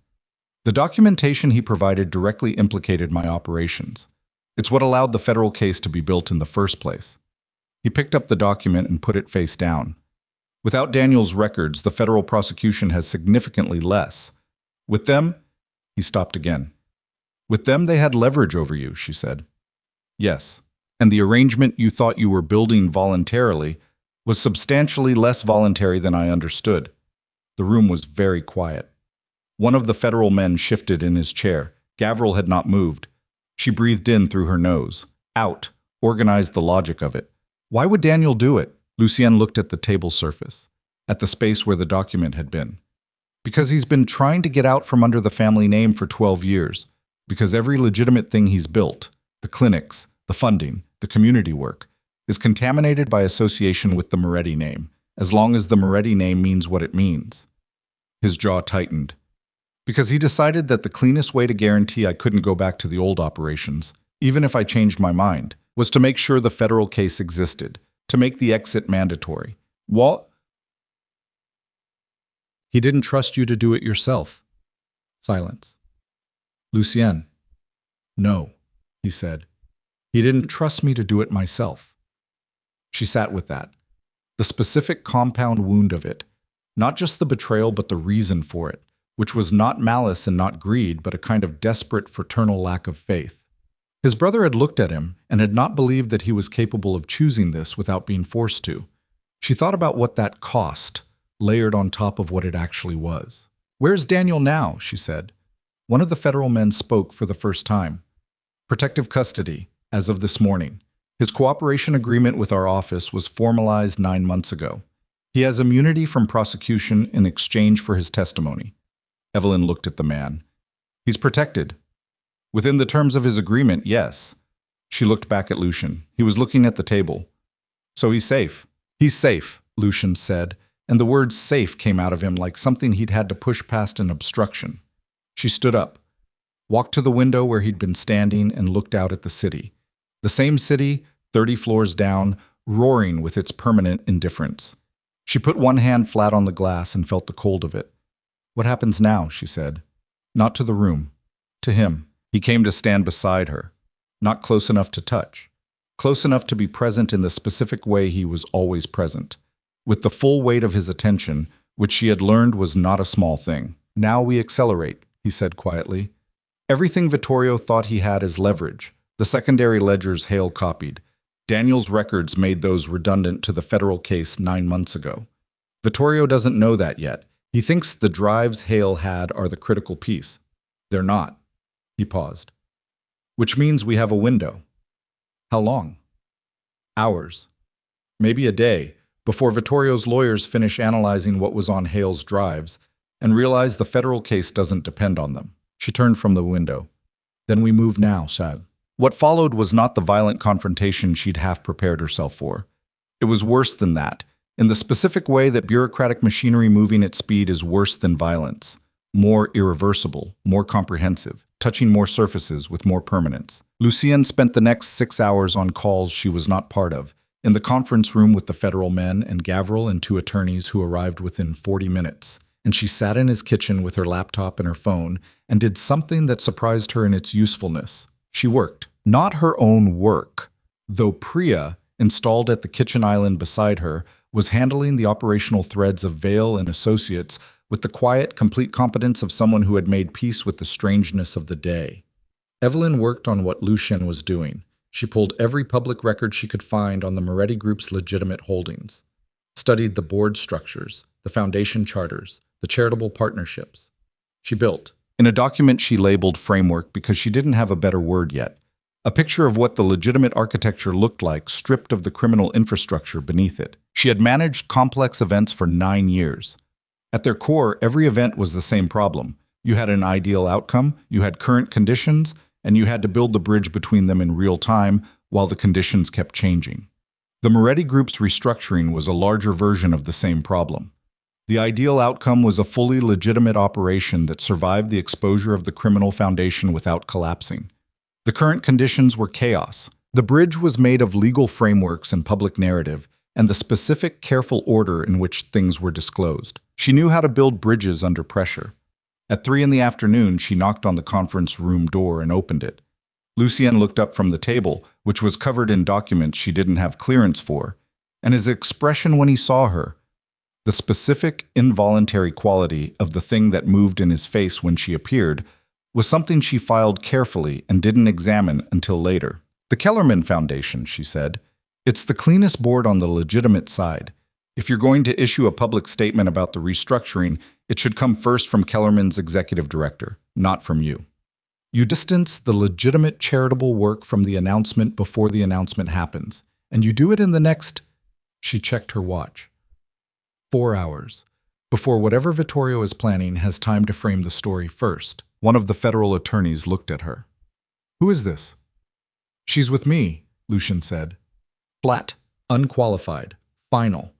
The attorney looked at the documents on the table, then back at Evelyn. This is an active federal. She stays, Lucien said. The attorney looked at his colleague, then at Lucien.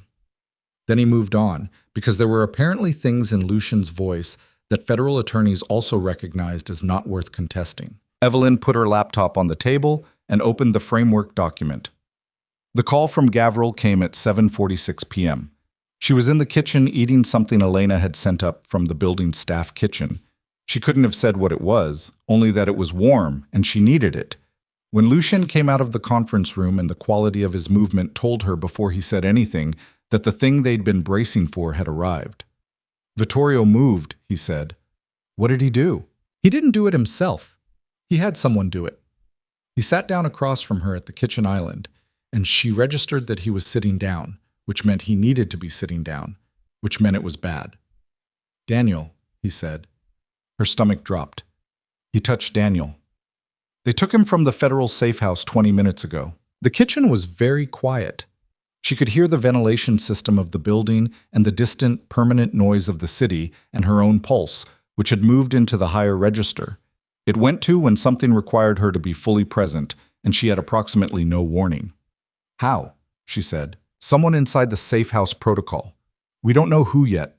His voice was even, each word still placed deliberately. But she could hear it now. The cost of the evenness, the specific muscular effort of a man keeping himself at operational capacity when what was happening was not operational. It was personal in the most fundamental way a thing can be personal. Is he hurt? We don't know. She put down the fork. Vittorio wants you to stop the disclosure. Trade Daniel's safety for the federal cooperation. Yes. Has he made contact? Not directly. He'll wait until we've had enough time to understand what's happened. He looked at her. He's giving me tonight to consider my options. She looked at his face, the lines of it, the specific, sustained exhaustion of a man who has been holding enormous force in check for years and is now being handed the one thing capable of making that force feel irrelevant, his brother. The person he had protected and trusted and been failed by and loved without modification through all of it. She reached across the counter and put her hand over his. He looked at it, then at her. Tell me what you're thinking right now, she said. I was quiet for a long moment. I'm thinking about going to get him myself. And then? And then I'm thinking about what I would do to the people who took him. She kept her hand where it was. Is that the plan? No. He turned his hand over slowly, so their palms were together. It's what's in the way of the plan. What's the plan? I don't have one yet. He said it with the flatness of someone who is admitting a thing they are not accustomed to admitting. I've been running plans for 3 years and they've all just... He stopped. His hand tightened fractionally on hers. I need to think. Think out loud, she said. He looked at her. I'm not leaving, she said. And you think better when someone's listening. You've told me that, even if you didn't use those words. So think out loud and I'll tell you when something doesn't hold. He breathed. One long, controlled intake and release that was the most visible piece of genuine effort she'd ever seen from him. If I respond with force, he said, I give Vittorio the version of this he wants. Lucien Moretti engaging in retaliatory violence, which he can use to undermine the federal cooperation, position me as acting in bad faith, and take the narrative. He paused. If I comply with what he's asking, Dietz, stop the cooperation, pull back the disclosure. I buy Daniel's safety and lose everything else. 3 years, the federal arrangement, the legitimacy of everything I've built. Neither of those, she said. No. So there's a third option. There has to be. She took her hand back. Not withdrawal, she needed both hands to think. She stood up and walked to the window, the same window she'd stood at twice now, and looked at the city below, and thought. The problem was the same one it always was. Vittorio had leverage. The leverage was a person. To remove the leverage, you removed the person from Vittorio's control. To do that without violence, which was off the table because violence played into Vittorio's hands, you had to make Vittorio release the person voluntarily. And the only thing that made Vittorio release Daniel voluntarily was the thing Vittorio wanted. The federal cooperation stopped. Unless Vittorio's calculation changed. Unless the cost of holding Daniel became greater than the benefit of the leverage. She turned around. The disclosure, she said. What's the timeline if you accelerate it maximally? Not 14 days. Not 48 hours. Tonight. Lucien looked at her. Something shifted in his face. Not surprise, but the recalibration she'd learned to recognize. If I release the full disclosure to the federal prosecutors tonight, all remaining documentation, every account, every name, the prosecution can move on Vittorio's operation by morning. He worked through it as he said it. She could hear him building the logic in real time. Which means anything Vittorio does to Daniel after that is retaliatory and unprotected, she said. If the leverage is already gone, using it doesn't benefit him. It only adds criminal exposure. He's not rational under pressure. He is, she said. That's exactly what he is. He's rational under pressure. Everything he's done has been rational. The card, the cafe meeting, Hale, Daniel, every piece of it was calculated. She moved back to the island, which means if you move faster than he can recalculate, he doesn't have a play. Lucien was very still. The disclosure happens tonight, she said. You get ahead of every piece of it. You don't give him the window to reframe the story because you give him no window at all. By the time he understands that the leverage is gone, you've already burned down everything he was protecting. And Daniel becomes liability the moment the leverage is gone. Vittorio lets him go because holding him is now pure exposure with no benefit. Silence. Long. She waited in it. If the calculation is wrong, he started. Then we deal with what's next, she said. But it's not wrong. You know it's not wrong. He looked at her for a long moment. At the woman standing in his kitchen who had been pulled into his world by 3 seconds and a kiss and had, at every point since, refused to be a variable and insisted on being a person, and who was now standing in the wreckage of his most careful plan and proposing something faster and more complete and more dangerous than anything he'd built. He stood up. Gavril, he said. Gavril appeared from the hallway. The man was apparently always exactly far enough away not to intrude and exactly close enough to respond immediately, which Evelyn suspected was the defining professional quality of his existence. Get me Reyes on the line, all remaining documentation, tonight. Gavril nodded. Gone. Lucien looked at Evelyn.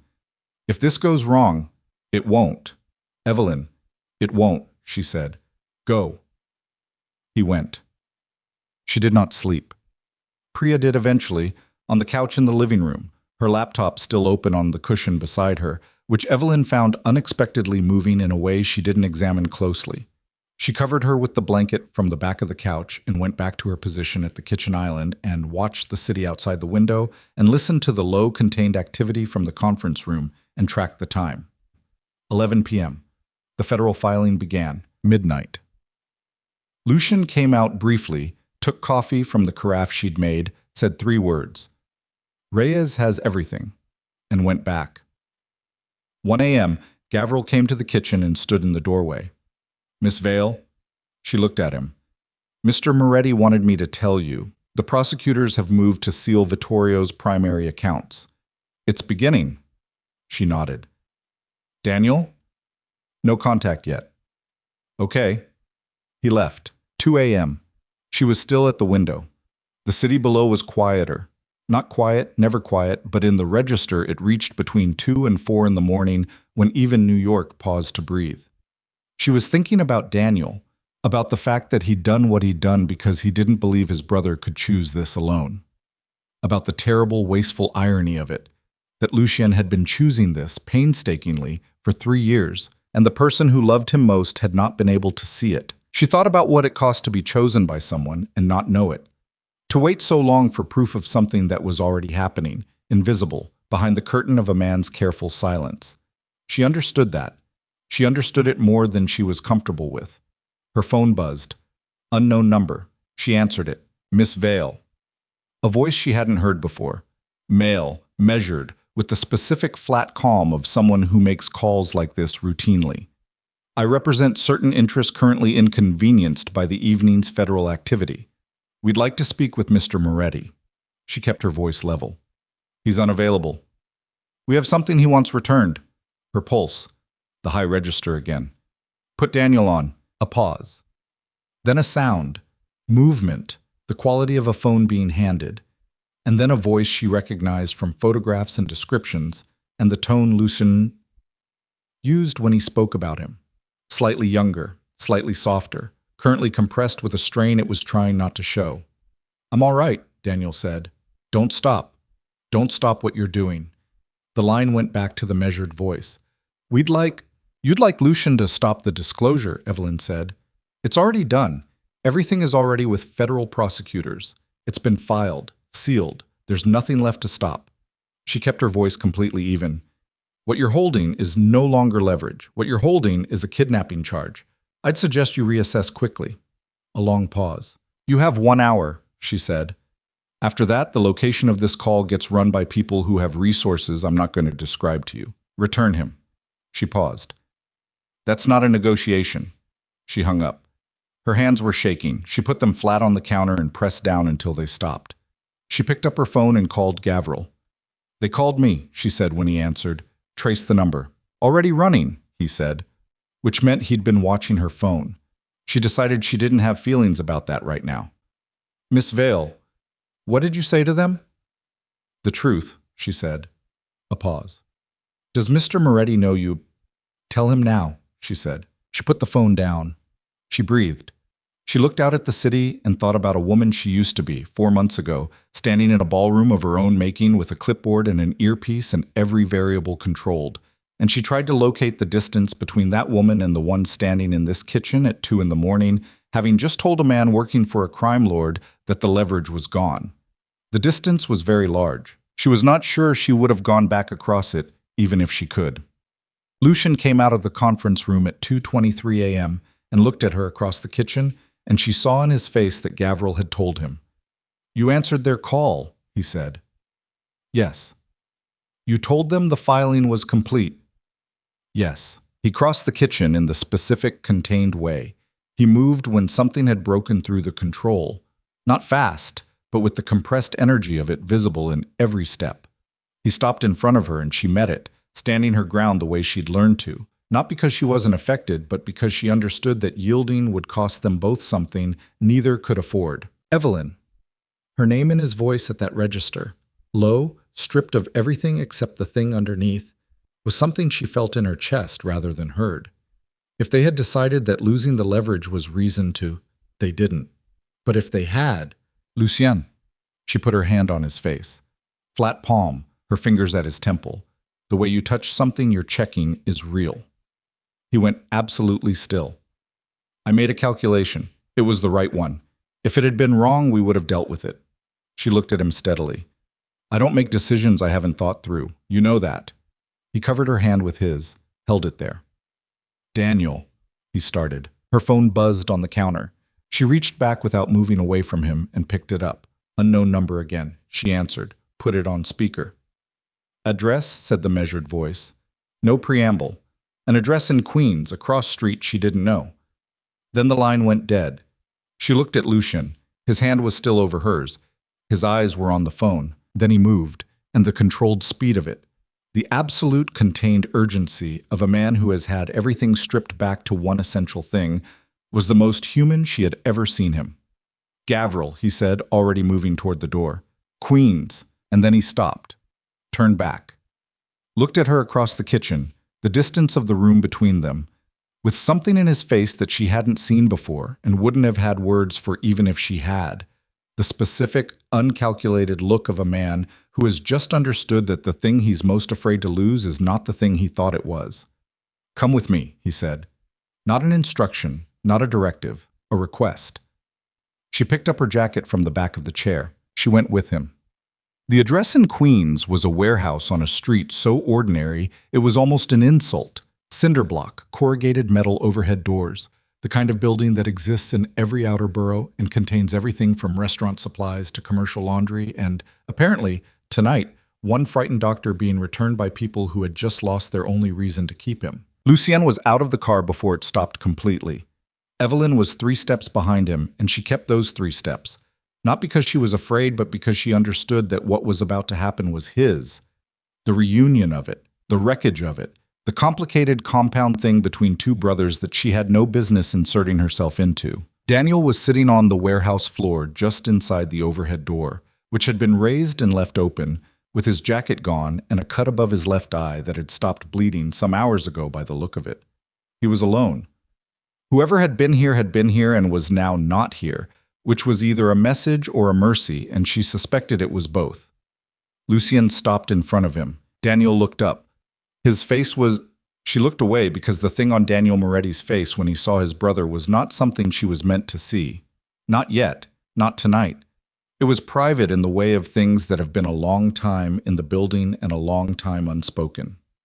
She turned toward the street, stood with her back to them, listened to the city, which out here in Queens was a different sound, wider, less dense, more room between the noises. She heard Lucien say his brother's name, once. She heard the sound that Daniel made in response. She could not have described it. She did not try. She kept her back turned and looked at the street and thought about the disclosure going live in prosecutors' offices across the city, about Vittorio D'Angelo's accounts being sealed while he slept or didn't sleep, about the secondary ledgers that Hale had copied and that Vittorio had thought were his weapon, rendered redundant by a doctor's quiet betrayal that turned out to be, in the ugliest possible way, an act of desperate faith. She thought about what Lucien had said 3 months ago, at the hidden restaurant on their first dinner. If you stay near me long enough, someone will eventually try to use you against me. She had stayed, and they had tried. And she was standing outside a warehouse in Queens at 3 in the morning with the city spread around her and the sound of 2 brothers at her back. And what she felt in her chest was not the aftermath of fear. It was something so much harder to name and so much harder to lose. Behind her, she heard footsteps. Lucien appeared at her shoulder. She turned to look at him, at the exhaustion on his face. The genuine stripped-down fatigue of a man who has spent 3 years and the longest night of his life arriving at a single point.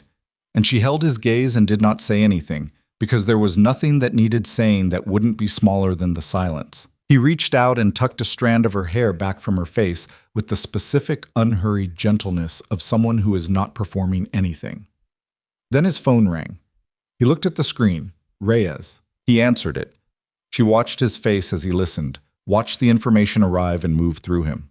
Watched the specific fractional change in his expression that told her, before he said a word, that whatever was happening now was the thing that had been building since the night at the gala, since the first kiss, and the silver-gray eyes, and the quiet statement that she'd made a dangerous choice.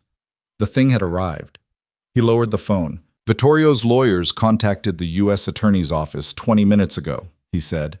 His voice was completely even. He's requesting a cooperation agreement. She held his gaze. It's over, he said.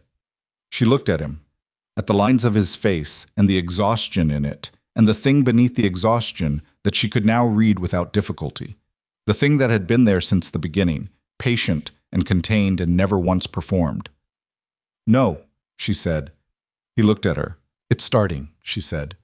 And outside the city of New York, loud and indifferent and magnificent and entirely unaware of what had just been decided inside it, continued its permanent, beautiful, unstoppable roar into the dark before dawn. The sun came up over Queens at 6:17 a.m., and it did not look like anything in particular. It looked like a Tuesday morning in late October, which was what it was. Gray light flattening the industrial skyline, a garbage truck somewhere on the next block, the smell of exhaust and cold air, and the specific mineral quality of a city coming back to itself after the night. Evelyn stood outside the warehouse and watched it happen. Daniel had been taken to a hospital 3 blocks from Lucien's building. The cut above his eye needed stitches, and there was bruising along his ribs that the paramedics who arrived at the warehouse had looked at properly. He He had argued against the hospital with the specific stubbornness of a doctor who knew exactly what his injuries were and had opinions about their severity, and Lucien had looked at him for approximately 4 seconds and said, "You're going," in the voice that ended arguments, and Daniel had gone. Lucien had not gone with him. He'd watched the ambulance leave and then stood in the street for a moment with his hands in his pockets and his face doing the thing it did when he was processing something he wasn't going to say yet, and then he'd turned to Evelyn and said very quietly, "I need an hour."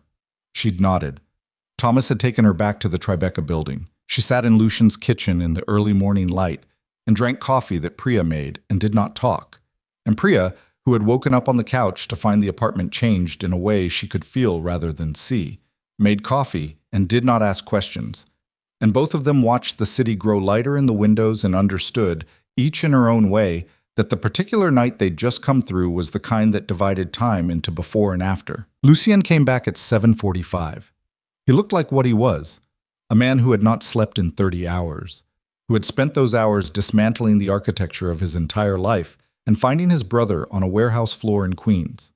He came into the kitchen and poured himself coffee without speaking and drank half of it standing at the counter and then looked at Evelyn. Priya took her coffee to the living room. He sat down across from Evelyn at the kitchen island.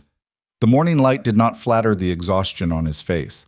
She was glad of that, of the realness of it, the absence of any version of him that was managed or performed. This was what he looked like when everything else had been taken off.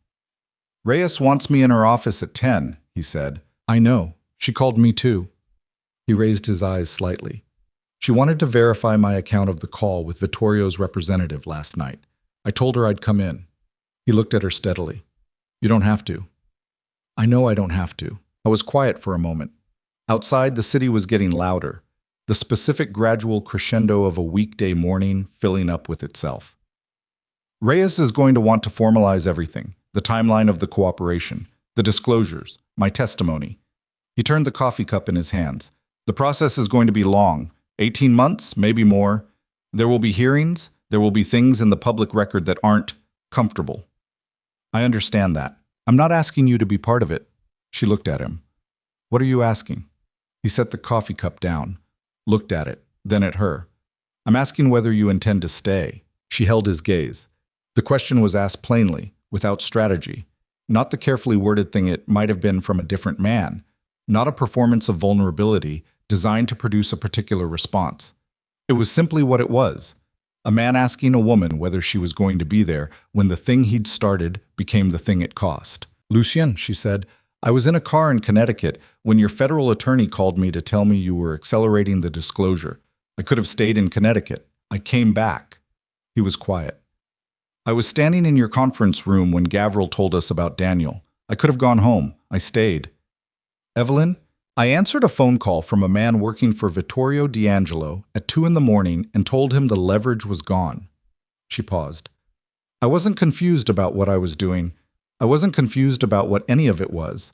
So when you ask me if I intend to stay, you're asking me something you already know the answer to. And I think you're asking it because some part of you is still waiting for the moment I realize what I've agreed to and decide it's too much." He looked at her for a long moment.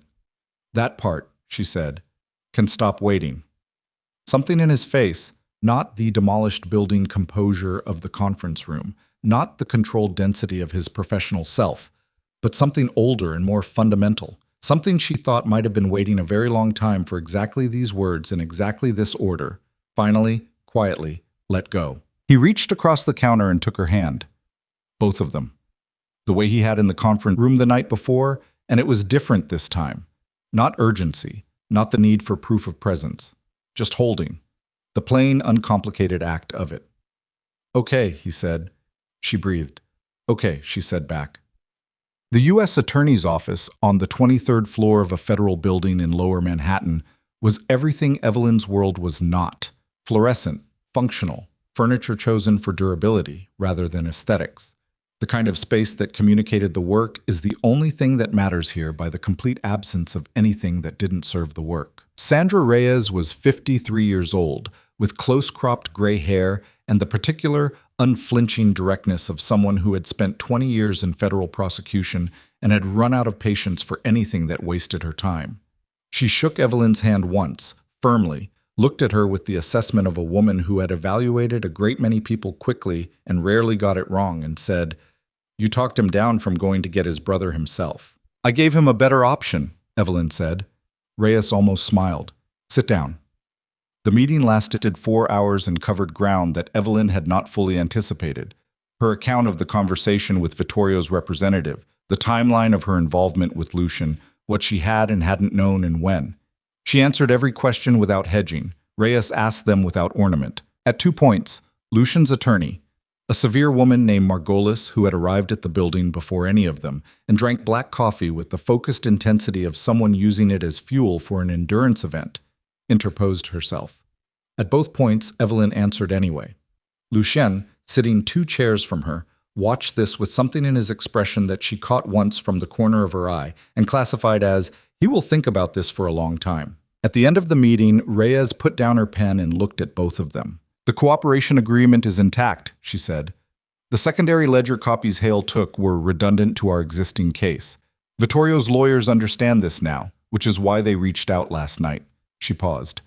"Vittorio's cooperation terms are still being negotiated. His exposure is significant. His attorneys are going to try to use Daniel's cooperation as leverage for Vittorio's own terms, which is going to complicate things for approximately the next—" She looked at the ceiling briefly. 18 months. "I understand," Lucien said. "The public phase of this begins when the first indictments are unsealed," Reyes said. "That will happen within 60 days. When it does, the press will have the Moretti name for approximately 6 weeks before anything else. I'd advise you to have a strategy." She looked at Evelyn when she said this. Evelyn looked back. "I'm not a PR firm." "No," Reyes agreed.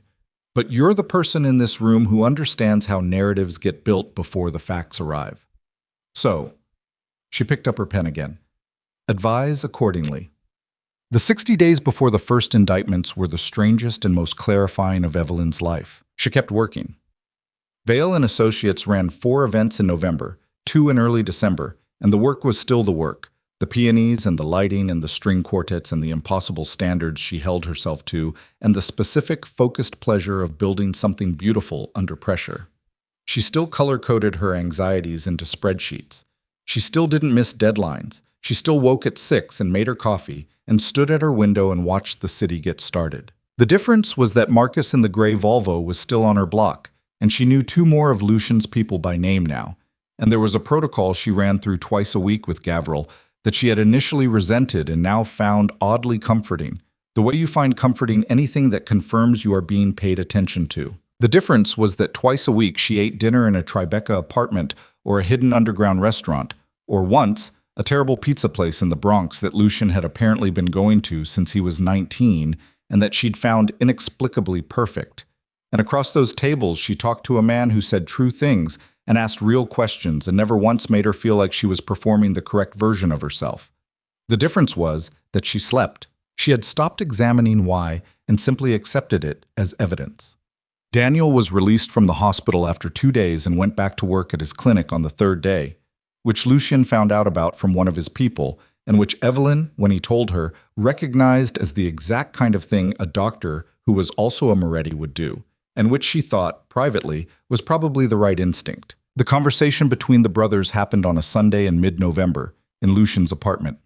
Evelyn was not there for it. She'd understood without being asked that this was private, not because Lucien would have excluded her, but because some things needed to happen in the absence of audience, in the specific privacy of 2 people who have known each other their entire lives and are trying to find out if the structure of that knowledge is still intact. She went to her own apartment and worked on a proposal, and made pasta, and did not call. Lucien called at 9 p.m. "How is he?" she asked. A pause. "Alive," he said. "Present." Another pause. "He told me he's been afraid I would become my father for 15 years. He told me the federal cooperation was the only way he could think of to make it impossible. He told me he's sorry." She was quiet. "I told him I've known I wasn't my father for about 6 years, Lucien said, "and that it would have helped to hear that he believed it." She waited. "He didn't know I was already trying," Lucien said. "I didn't tell him clearly enough. I thought the work spoke for itself, that he could see it." His voice was even, but with the specific weight of someone who has said a hard thing out loud for the first time and is listening to what it sounds like. He couldn't see what he couldn't see, and I don't show things. I know that about myself. I've always thought it was useful, and it has been in most contexts, he stopped. It cost you your brother's trust, she said. Yes. She looked at the wall of her apartment. Is it fixable? He was quiet long enough that she added it up herself. The damage, and the years, and the specific weight of being loved badly by someone who meant well. And she thought she already knew the answer. Yes, he said. Not quickly, not with false certainty, with the measured weight of a man who has made a calculation and is committing to it. It's fixable. It's going to take longer than I want it to and be harder than it should be. And we're going to have to rebuild something from a foundation I didn't know was cracked. A pause. But he's my brother, and I'm not going to lose him over something that can be fixed. She thought about that, about the particular stubbornness of it, the refusal to call the damage irreparable because irreparable was a word he'd decided didn't apply. Good, she said. The first indictments were unsealed on a Wednesday morning in January, and the press was everything Reyes had predicted and nothing Evelyn was surprised by. The Moretti name ran on every major outlet for 6 days. Photographs of the building in Tribeca. Photographs of Lucien at various events over the years, in rooms she recognized, at galas she had designed. 2 photographs of her. She had prepared for the photographs. She looked at them once, assessed them the way she assessed everything, objectively, for what they communicated and what they didn't, and then put them away and went to work. Priya fielded 23 media inquiries in the first 2 days. She handled all of them with 3 words: no comment, thanks. On the 3rd day, she appeared in Evelyn's office doorway with the expression of someone who has made a decision and is prepared to own it. I'd like a raise, Priya said. Evelyn looked at her. At the past 4 months of her assistant's behavior, the non-questions, the seamless competence, the I'll get the car in a Connecticut driveway, when the sensible choice was to stay. 20%, she said. Priya nodded. Left. The 7th day, the press moved to the next story. The indictments were real, but they were complex, and complexity is expensive to sustain in the news cycle, and by the following Monday the city had found something else to consume. What remained was the legal process, slower, less legible, far more consequential. Evelyn had built a narrative in the weeks before the indictments, the way Reyes had suggested. Not for the press, for the institutions, the foundation boards, the charitable partners, the legitimate business relationships that needed to understand what was happening before they read it in a headline. She'd written briefings, held private calls, coordinated with Margolis on the legal framing and with Lucien's communications team on the tone. She had done it the way she did everything, with precision and no wasted motion, and the specific, focused clarity of someone who understood that the story you told first was the one people used to interpret every story that came after. Lucien had watched her do it. He hadn't commented, but there was something in his face across those weeks. Not surprise, not quite admiration, something more specific and more private than either, that told her he was understanding, concretely, and for the first time, what it actually meant to have a person who was fully present. Not supporting, not managing, present. Mom. The legal process took 22 months. She had thought she understood long before it ended what 22 months would contain. Hearings and filings and deposition preparations, and the specific grinding tedium of institutional machinery moving at institutional speed. But the reality of it was something that could not be fully anticipated from the outside. There were weeks that required Lucien's complete attention, weeks that left him flat-eyed with exhaustion, weeks where the process uncovered things that were not in any document she'd read, and that required her to sit across from him in the late evenings and absorb the cost of them in real time. She did not always handle it well. There was a night in March of the 2nd year, 8 months into the legal process, 14 months into what they were to each other, which did not have a clean name and did not need one. When she came home from a 16-hour event day to find 3 of Lucien's people in her building lobby and a car outside she didn't recognize, and something in her, the accumulated weight of the months, the constant low-level management of exposure and protocol, and the specific exhaustion of living in a world where every ordinary movement required a calculation, simply gave out. She walked past Lucien's people and went upstairs and called him and said, without preamble, "I need a week." He was quiet. "Not, I need a week from you," she said. I need a week from this. From the protocols and the people in my lobby and the... I need to go somewhere and work and not calculate anything. Okay, he said. She stopped. That's it? Where do you want to go? She hadn't thought that far. I don't know, somewhere quiet. The house in Maine has been empty since September. The Volvos don't come up there. She closed her eyes. I'm not asking you to... I know you're not, he said. Thomas can have you there by midnight if you leave in the next hour. She went to Maine. It was a house on a rocky coast outside a town small enough that no one cared about the name attached to it. The ocean was gray and loud and completely indifferent in the way that only large bodies of water and the city of New York actually achieved. She worked for 3 days on proposal briefs and vendor contracts and the production timeline for a spring gala that needed her full attention. And she ran every morning on the coastal path even though it was cold, and she cooked simple things and ate them alone and slept 9 hours a night. On the 4th day, she called Lucien. I'm not apologizing, she said. I didn't ask you to. I needed to say it out loud anyway. She was sitting on the back step of the house with coffee, looking at the ocean. This isn't... The life of it is harder than I knew it would be.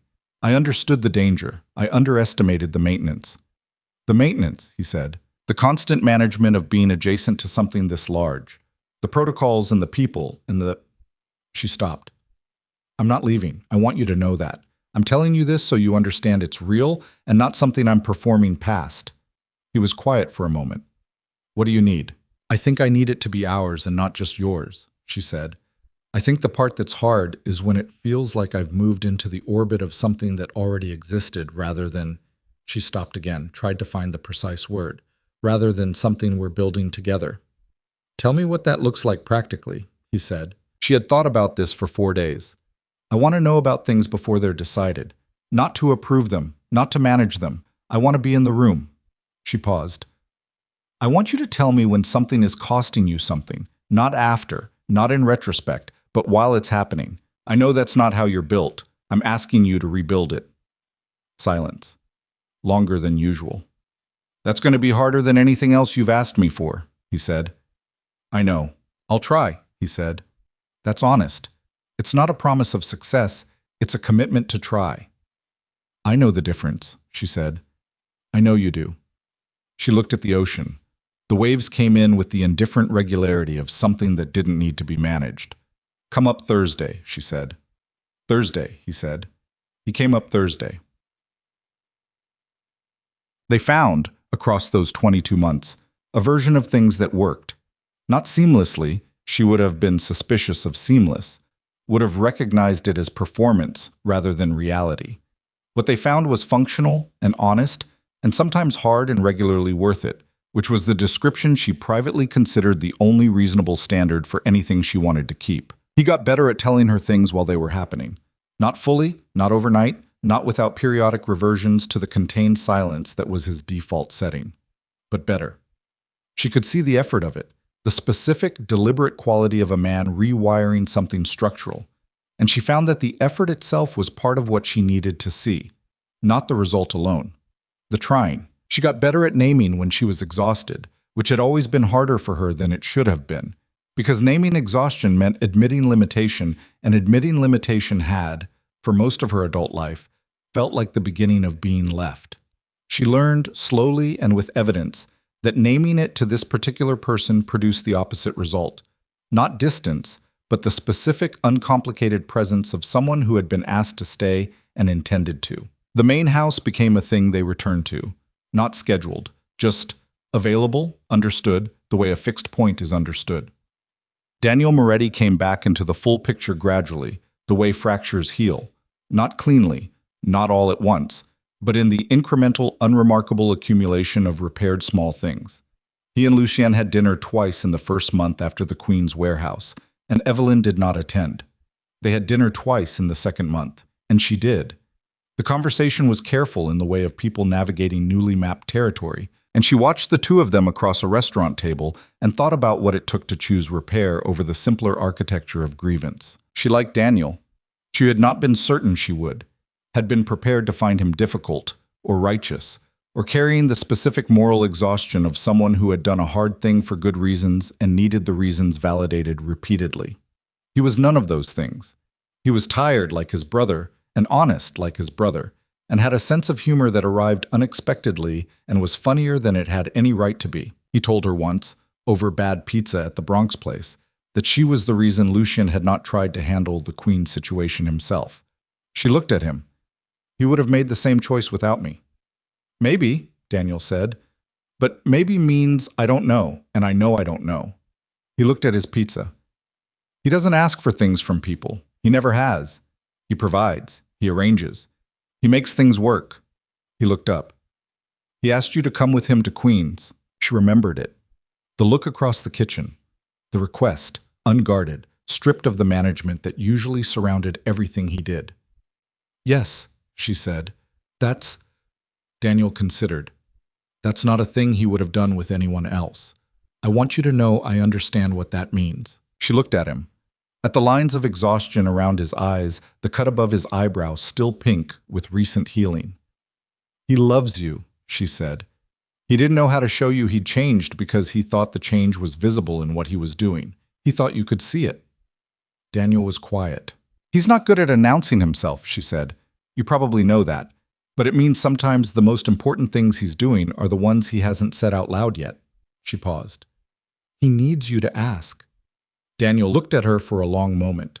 Then he nodded, once, with the specific gravity of a man receiving information he would carry carefully.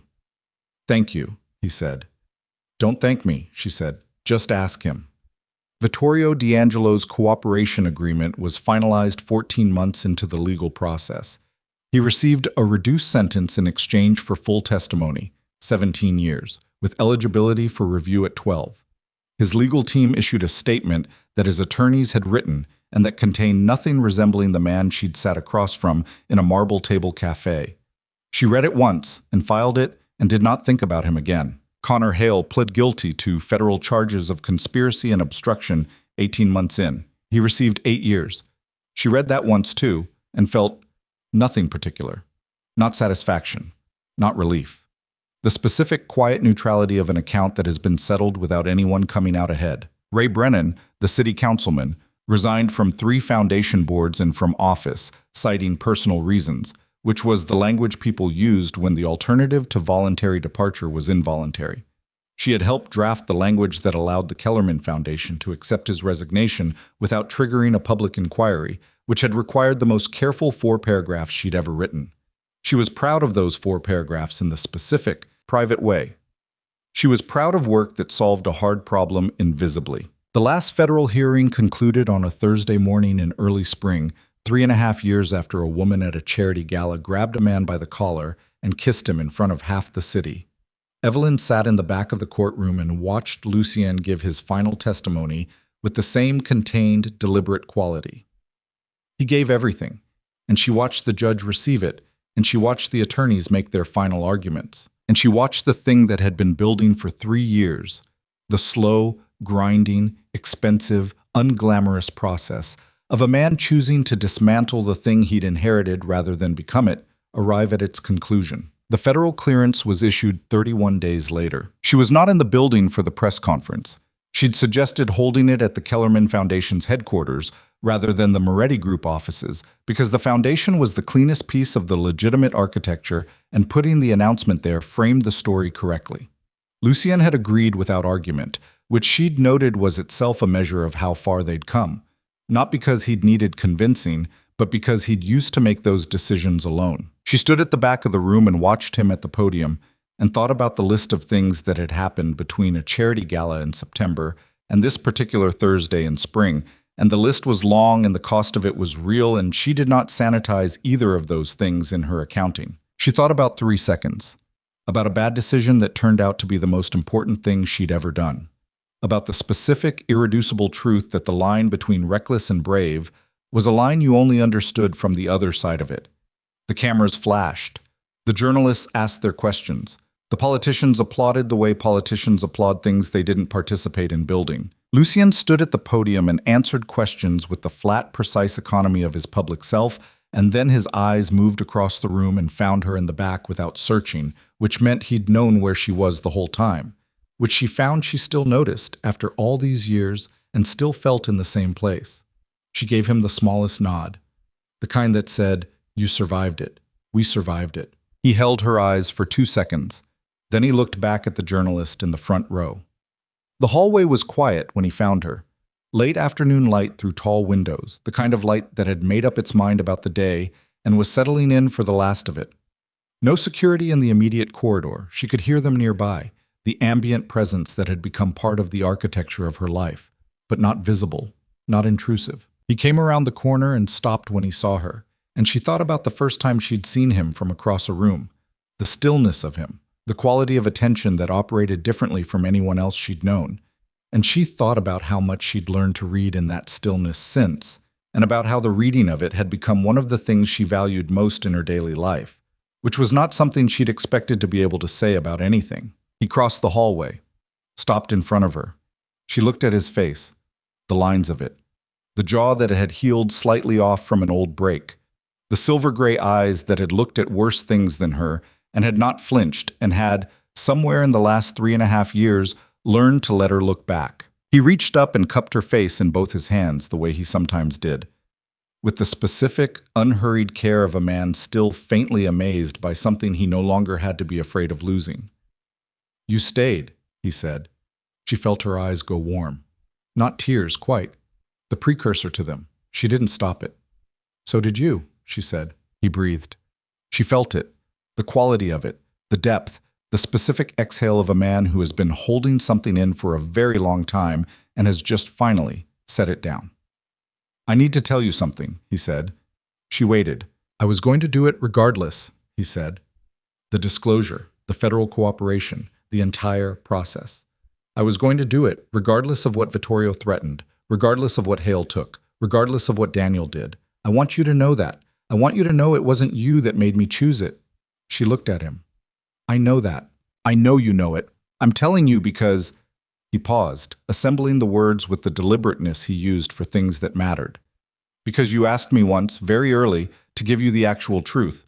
And the actual truth is that I would have gotten there. Slower, harder, maybe messier. But I would have gotten there." He looked at her.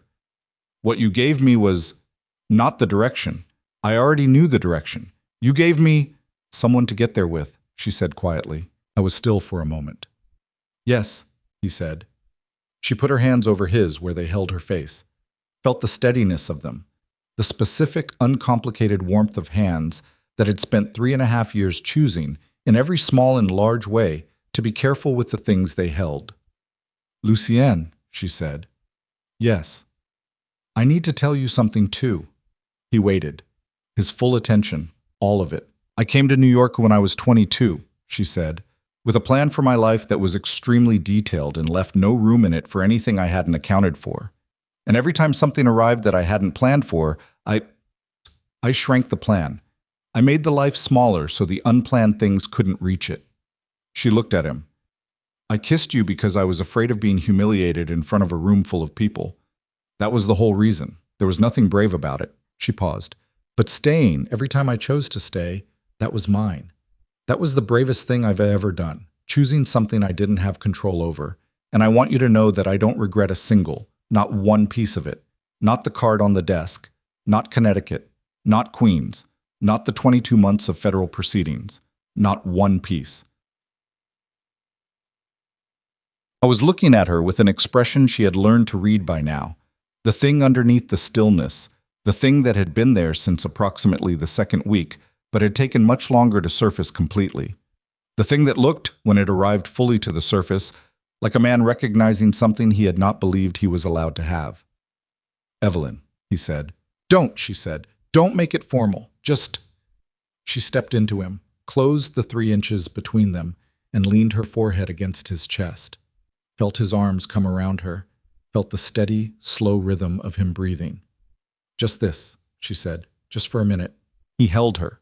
No performance of it, no management, just his arms and his heartbeat, and the late afternoon light coming through the windows of a hallway in a city that had been, for both of them, the site of the most important demolition and construction of their lives. Outside, Manhattan continued its permanent, magnificent noise, the horns and the sirens, and the indifferent roar of 8 million people living their lives at full speed, none of whom had any idea what had just concluded in a federal courtroom and a quiet hallway and the long private accumulation of 1,000 small choices made by two specific people over 3.5 years. It didn't need to know. The city was a backdrop. It always had been. The story had never been about the city. She listened to his heartbeat, steady, real, present. "What happens now?" she said, into his chest. He was quiet for a moment. She felt him think about it, genuinely, without the prepared answer, in the specific way he thought about things when he wasn't managing them. "Now," he said, "we build something." She lifted her head, looked at him. What kind of something? The almost smile arrived. She had seen it hundreds of times now, and it still did the same thing to her, which she had decided was information rather than weakness. "The kind we decide on," he said, "together, with no criminal infrastructure and full federal clearance and—" He paused. "With significantly better than even odds." She looked at him. At the face that had become, over 3.5 years of impossible conditions, the most familiar landscape in her life. At the silver-gray eyes that had looked at her from the beginning like she was worth being careful with. She smiled. Not the professional one. Not the composed, controlled expression she'd worn as armor for most of her adult life. The actual one. The one that arrived without permission and said simply that she was in the presence of something real, significantly better than even odds, she said. "I can work with that." She took his hand. They walked back toward the sound of the city together, through the late afternoon light, with nothing resolved perfectly and everything that mattered intact, and the future ahead of them open and undesigned in theirs. For the first time in either of their lives, that was enough. More than enough. It was everything. The end. Thank you for following the story to this very last line. If Evelyn and Lucien have touched something in you, please like and comment your city name below, so I know how far this story has come.